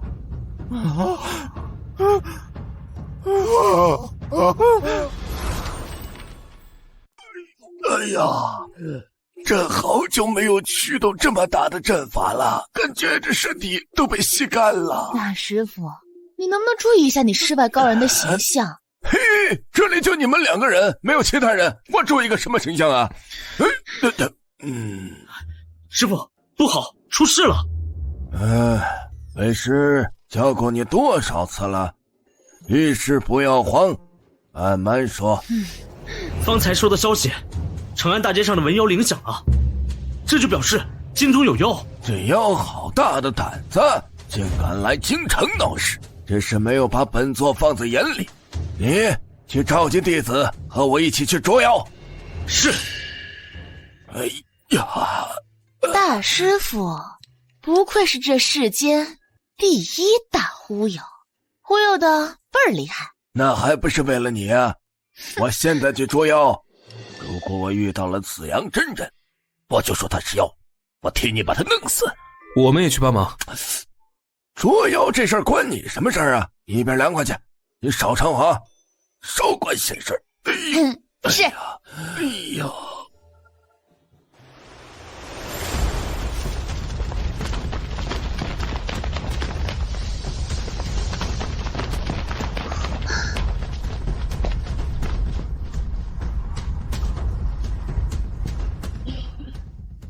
你别担心，我师父虽然是挺会忽悠人的，但也是个有真本事的，不然他坐不稳国师这个位置。我从不怀疑国师的能力，只是紫阳真人是宁国公府的人，宁国公府势大，肯定会护着他。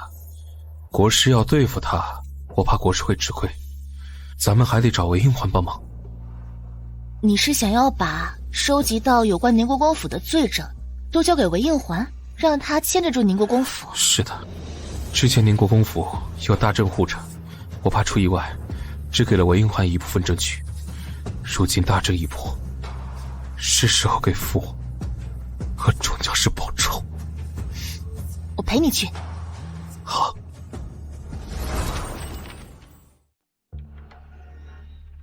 克扣粮草，用发霉有毒的粮草替换好的粮草。边关战士在战场上奋勇杀敌，这群蛀虫为了一己之私，干出如此不要脸的事情，简直是岂有此理！不仅如此，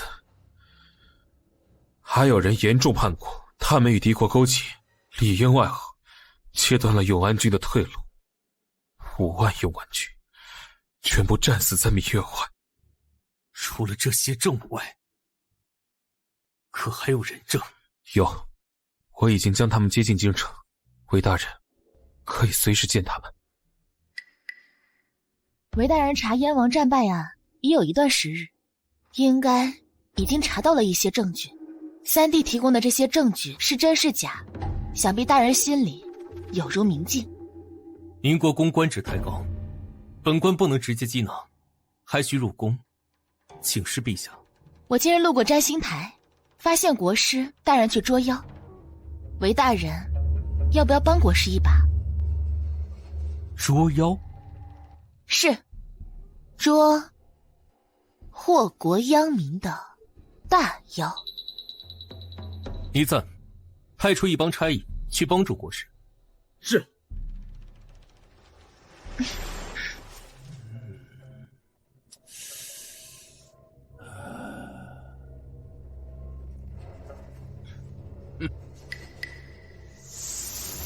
哎呀，根据罗盘指示，大妖就在宁国公府。来人，敲门。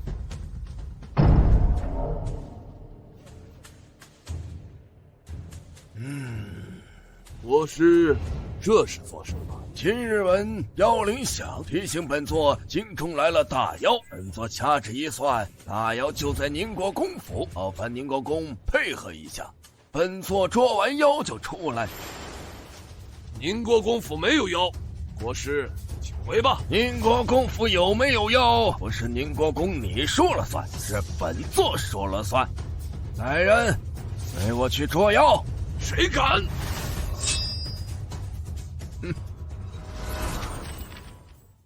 天道也是修道之人，能证明宁国公府没有妖是吗？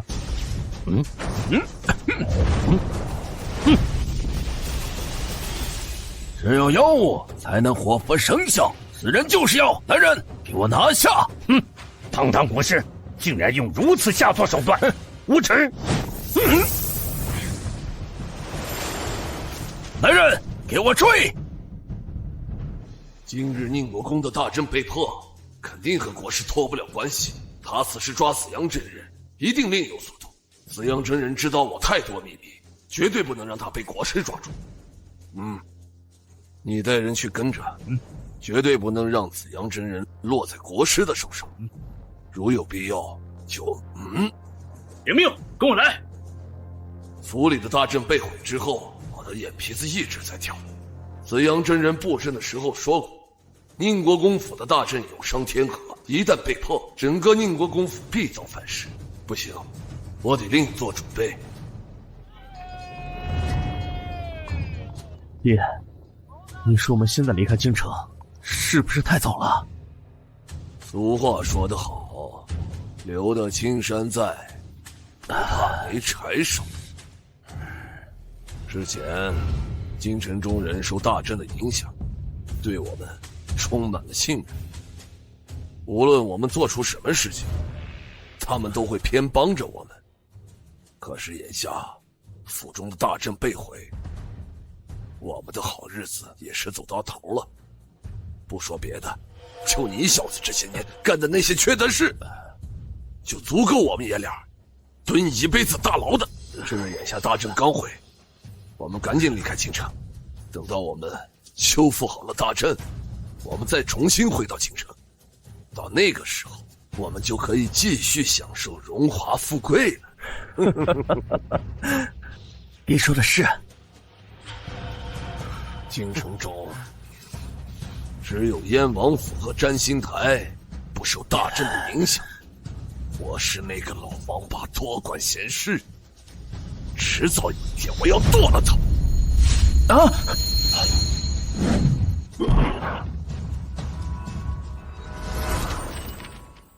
出来！住手！叶萧然，你算个什么东西，竟敢如此嚣张！把剑给我放下！宁国公，下官奉大理寺卿韦大人之命，请您和贵公子去大理寺，协助调查燕王战败案，还请配合。哼，燕王战败案跟我有什么关系？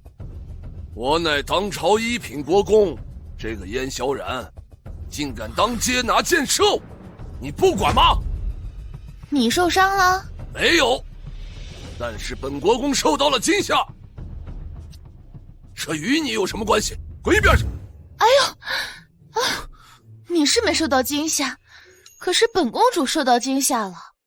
本公主可是本朝唯一的超一品公主，这宁国公不仅大喊大叫惊吓到本公主，还让本公主滚。倪大人，这事儿你是管还是不管？宁国公，还是请随本官去一趟大理寺。此番去大理寺，就怕是再也走不掉。我今日必须得离开。哼！依照本朝的律法，三司若要邀请3品以上的官员协助查案，必须要获得皇上的批准，并且要有章的文书才行。哎呀，本国公今天身体有所不适，要去城外的庄子里泡温泉。有什么事情，等我泡完了温泉回来再说。哼！宁国公这是要逃，这次若让他走了，他一定会逃得远远的。不行，不能让他离开。文印环去宫里请旨，应该快到了，我得想办法拖延时间。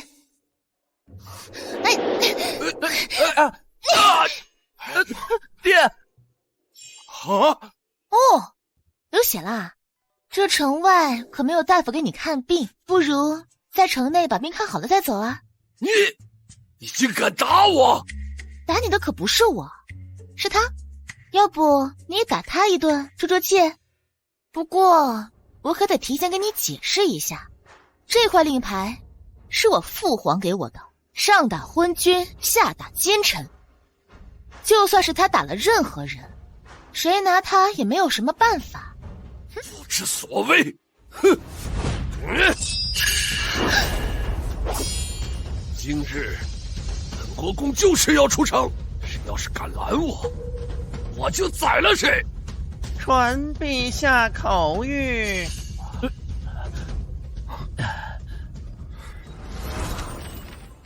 请宁国公协助大理寺办案，办案期间不得离开京城，亲自。宁国公，那你可得快点宰了阻止你出城的人，这你要不动手，你就是小狗。遵旨。就算是本国公跟你们去了大理寺，你们也治不了我的罪。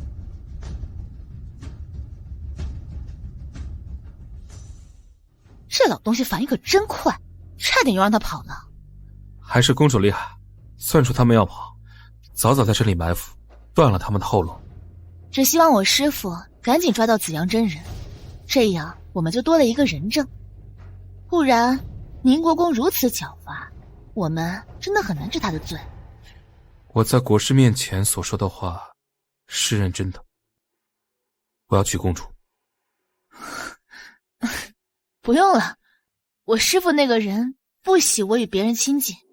再说了，我也没有想成亲。他说的话，你不必当真。我要娶你，并不是因为国师，也不是因为你我有了夫妻之间的责任感，而是因为我真心喜欢你。这件事，请你认真考虑一下。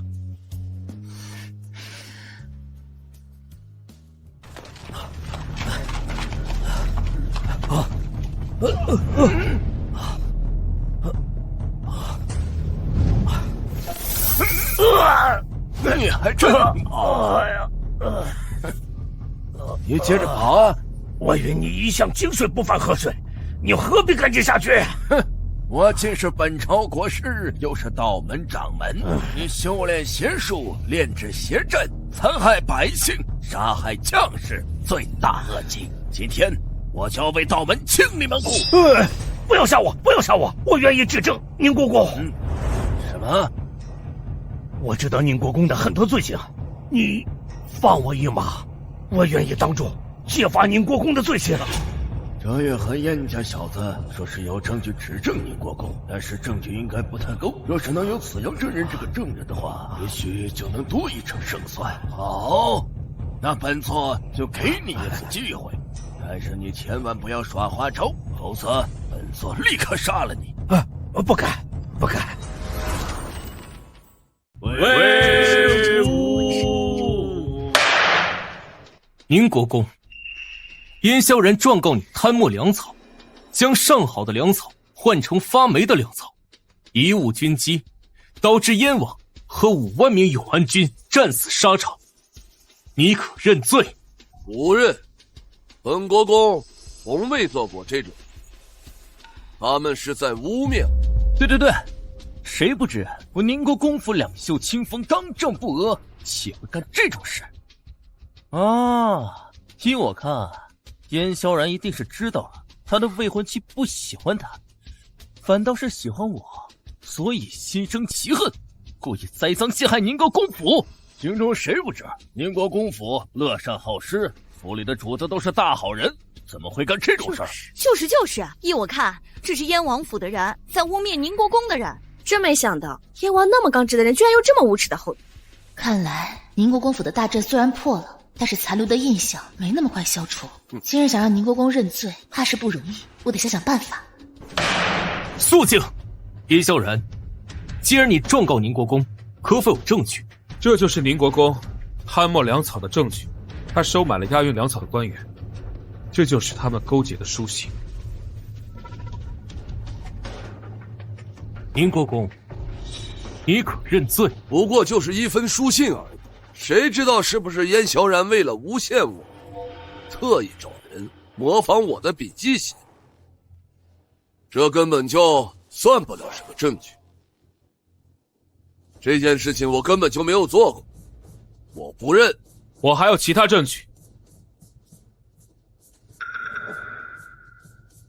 当初我父王和敌军对上，他亲率永安军迎敌，让永宁军从旁侧应，结果永宁军一直未出现，我父王则被敌军重兵包围。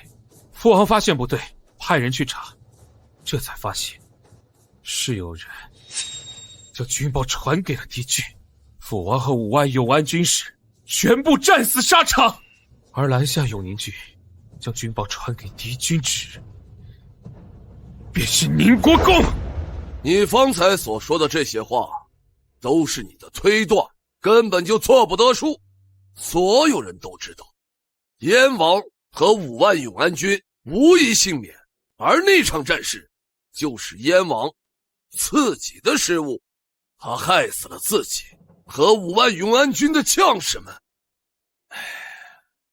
我知道，你们是想替燕王脱罪，但是你们也不能因此就这般构陷于我呀。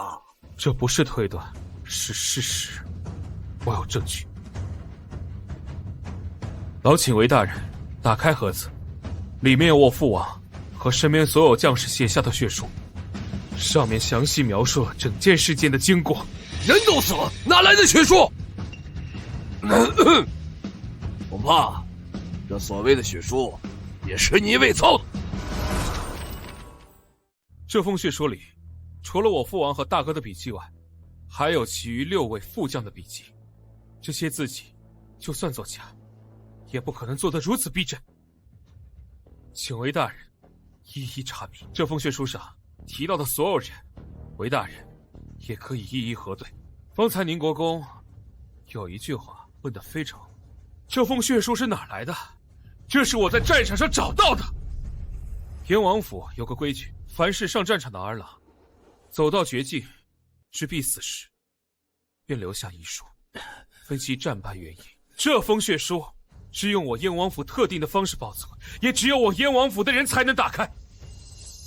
它就是我在我父战死的战场上找到的。燕王府的人真的太烦人了，死都死了还搞这么多事。即便如此，这跟我也没有任何关系啊。再说了，我跟燕王远日无冤，近日无仇，我为什么要害他？啊？那是因为你在宁国公府设下的阵法已经不能为你继续吸取京中众人的气运，你需要一个至少5万人尸体的阵法，继续吸取气运，以保证你宁国公府荣华富贵。而燕王所率领的5万永安军，则是制作这个阵法最合适的原料。这个阵法相比于20年前那个5000人的阵法更为恶毒。若是这个阵法成了之后，你再以皇族之人的血为祭，便可以吸走皇族的气运。当初宁国公让云太妃从道观将我寻回，又让我代替三公主加入燕王府，便是要以我为祭品，吸走皇族气运。宁国公这是想要取代皇叔，成为一国之君呢。你一派胡言！我有人证。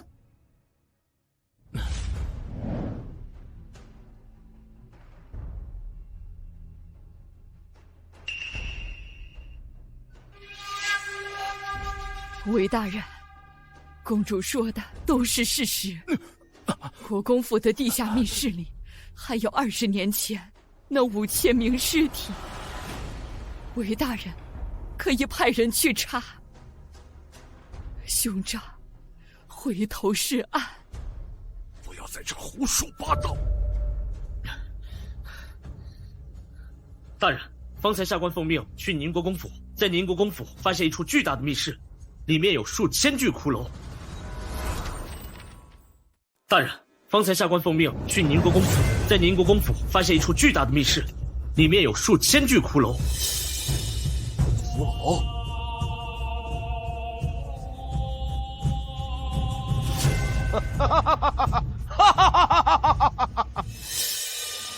想我宁国公府，怎么可能会有骷髅啊？简直是天大的笑话！韦大人，他们为了诬陷栽赃于我，已经无所不用其极，请韦大人明察呀！铁证如山，你以为你不承认，这就不是你做的了？公主，就算是我这个做舅舅的有所失职，前些年对于你疏于照顾，你也不至于如此记恨于我吧？我真是对你忍无可忍了！你还假哭？让你哭，让你哭！殷小人！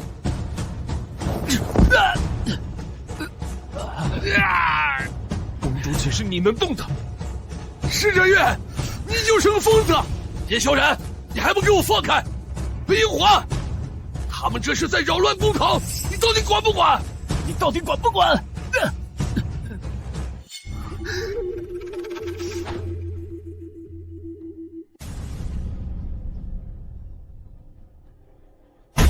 肃静！宁国公，你说那些骷髅是他们陷害于你，给我解释清楚，那个密室怎么回事？还能是怎么回事？当然是我用来制作大阵，放尸体用的。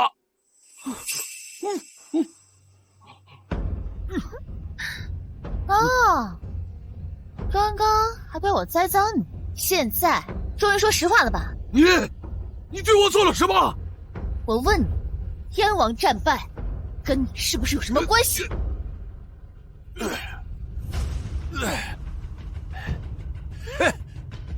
我需要5万永安军的尸体来制作大阵，让大阵发挥最大的功效，需要有一个大功德之人作为献祭。燕王，他守疆卫国，是一个有大功德之人，所以燕王还有5万永安军都必须得死。韦大人，您都已经听到了，这宁国公已经承认，这燕王战败就是他的阴谋。宁国公，究竟是谁给你布下的邪阵？又是怎样谋害燕王和永安军的？速速招来！走。跪下！本座已把为宁国公布阵的人带来。贫道就是为宁国公府布阵之人。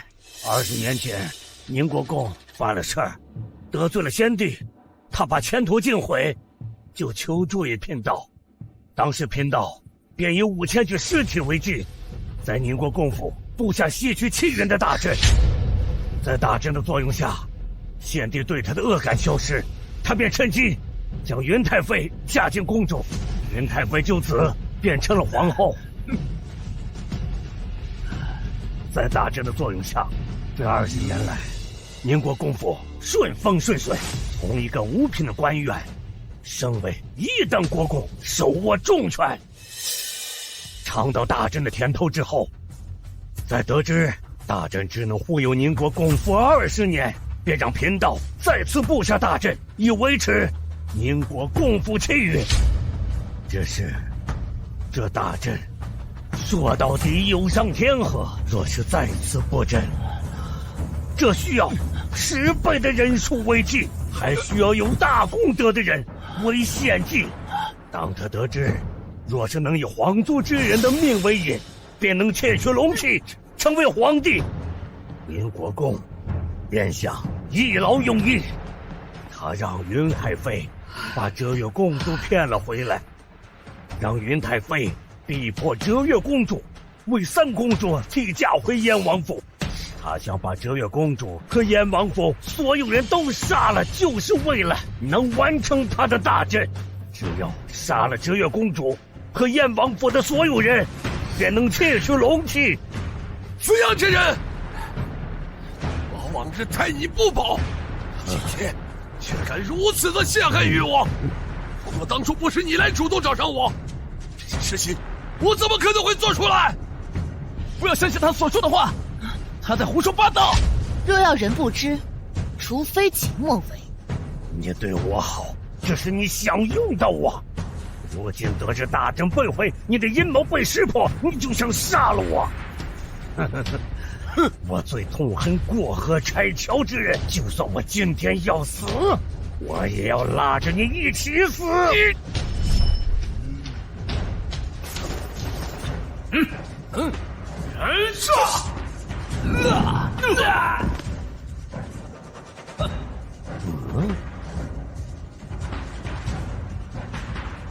这些人是宁国公的人。宁国公如此不仁不义，过河拆桥，就休怪我翻脸无情。来人，把朕拖下去，打入死牢，待查清他这些年所犯罪行后，凌迟处死。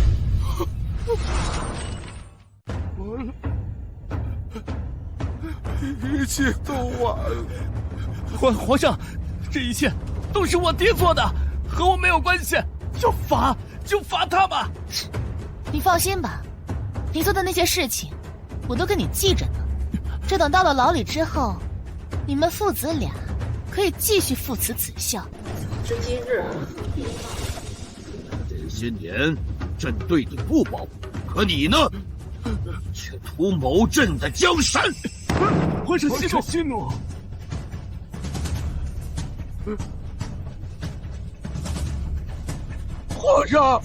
皇上饶命！皇上饶命啊！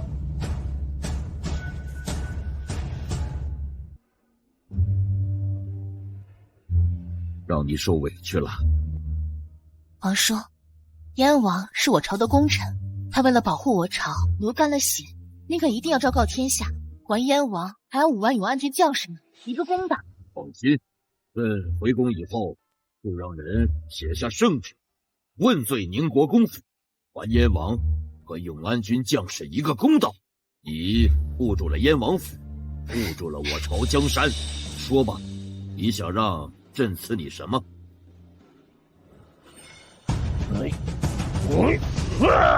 小心！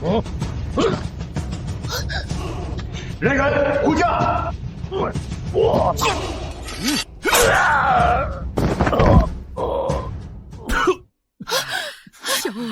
小儿，你怎么样？你中了我的催心杖，怎么可能会好？不出3日，你必死无疑。你可以伤我，但是你不能伤他。本座就说嘛，你这个狗东西怎么会这么配合？原来你是另有所图，信不信本座剁了你？你们这对狗男女，杀了我的徒弟，我今日就是来报仇的。可惜只能杀了一个，不过没关系，石哲玉活不过18岁，活不了多久了。来人，把他给我拖下去斩了！你们都被这对狗男女骗了！我亲眼看见他们顶着叔嫂的名分，行苟且之事，是男盗女娼。我亲眼看见他们顶着叔嫂的名分，行苟且之事。拖走！燕小人为了救我受了重伤，想必我也快死了。这样的污名，我不能让他背，我把这事认下。我和燕萧然，什么叔嫂，什么男盗女娼，简直是一派胡言。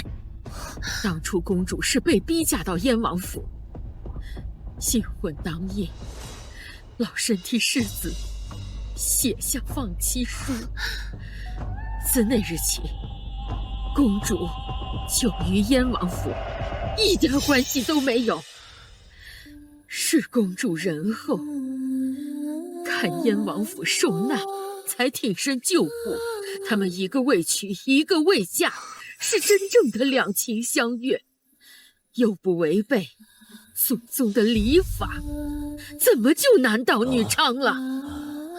祖母，我十分喜爱公主，若不是萧儿守孝，我早为萧儿求娶公主。呸！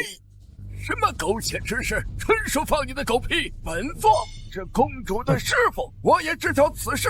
他之所以跟燕萧然走得那么近，是因为燕萧然可以给他续命。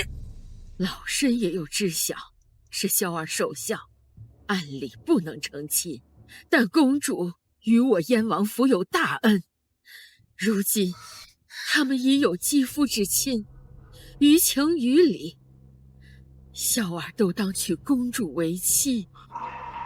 如今老身在此，愿将燕王府的战功为萧儿求娶折月公主，求皇上成全。就算你们为了遮住这桩丑事编了这个理由，但是燕萧然中了我的催心杖，命不久矣，怕是也娶不了石哲月了。乖徒儿，为是为你报仇了。燕王无怨，朕心中有愧。这桩婚事，朕本应成全，只是我应该还死不了。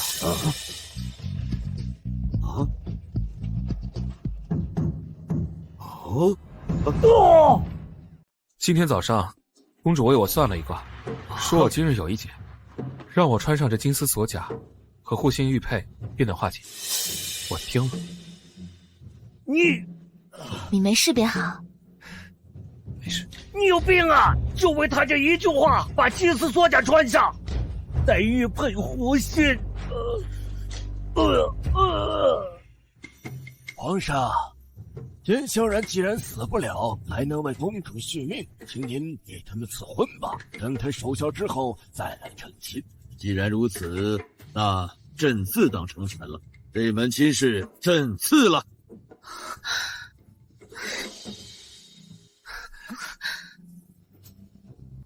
谢皇上。祖母，你不用解释，我都知道了。萧儿看你的眼神极其温柔，他呀早已为你动了心。记得你当初跟我说，活下来的机会在燕王府，说的便是萧儿吧？是。即便如此，那是甚好。可是祖母，三弟虽然现在暂时能够为我续命，可是我依旧没有办法破除活不到18岁的命格，而且我现在的身体也不适合生儿育女。若没有公主，便没有现在的燕王府。我燕王府的人从不忘恩负义。既然萧儿能为你续命，他也能为你消除天折的命格。萧然虽然没有自己的孩子，还有岁岁，岁岁可以招婿入门，他的孩子可以继承和延续燕王府的香火。祖母说的是。那好，你们慢慢聊，我还有事要处理，我先走了。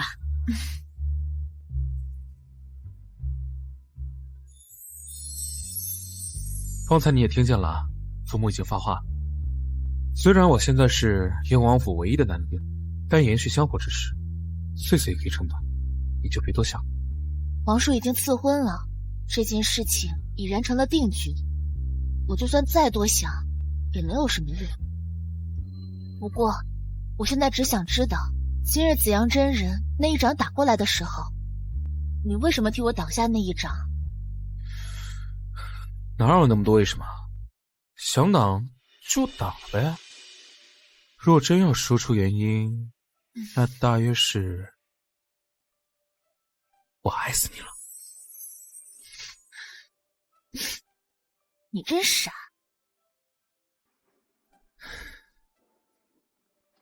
他能为我去死，那我还有什么好畏惧的？我真的想活下来，多看看这世间的风景。奉天承运，皇帝诏曰：燕王三子燕萧然聪慧机敏，武功卓绝，品行纯良，稳重有担当，为新一任燕王亲子。谢主隆恩。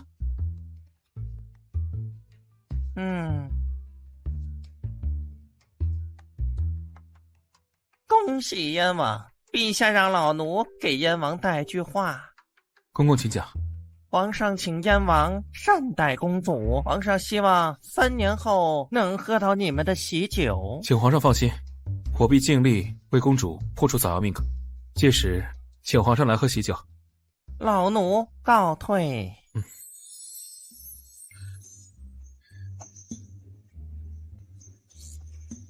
燕王府平反，萧儿袭爵，这燕王府即将步入正轨，这一切都是公主的功劳。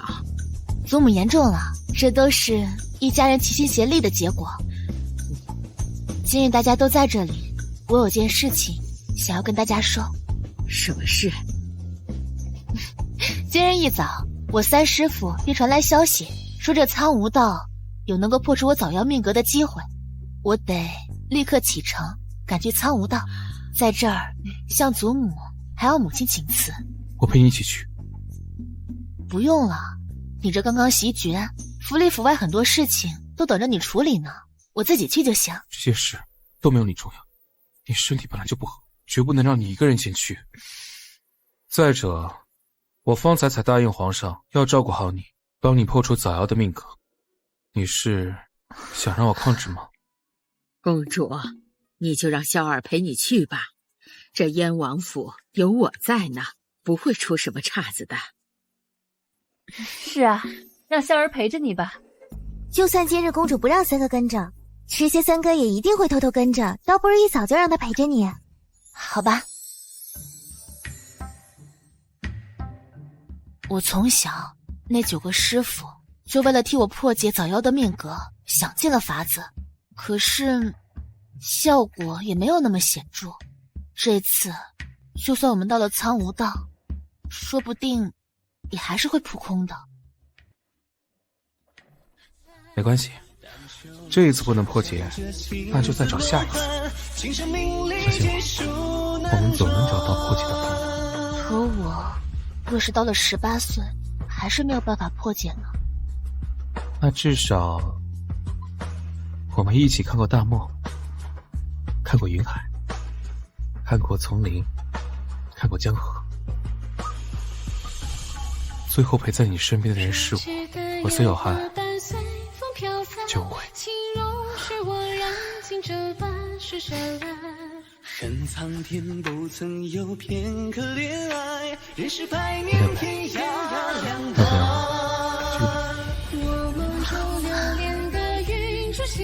我一定会活得久久的，和他白头到老。但是来世将这情字落款，情深命里一定会想办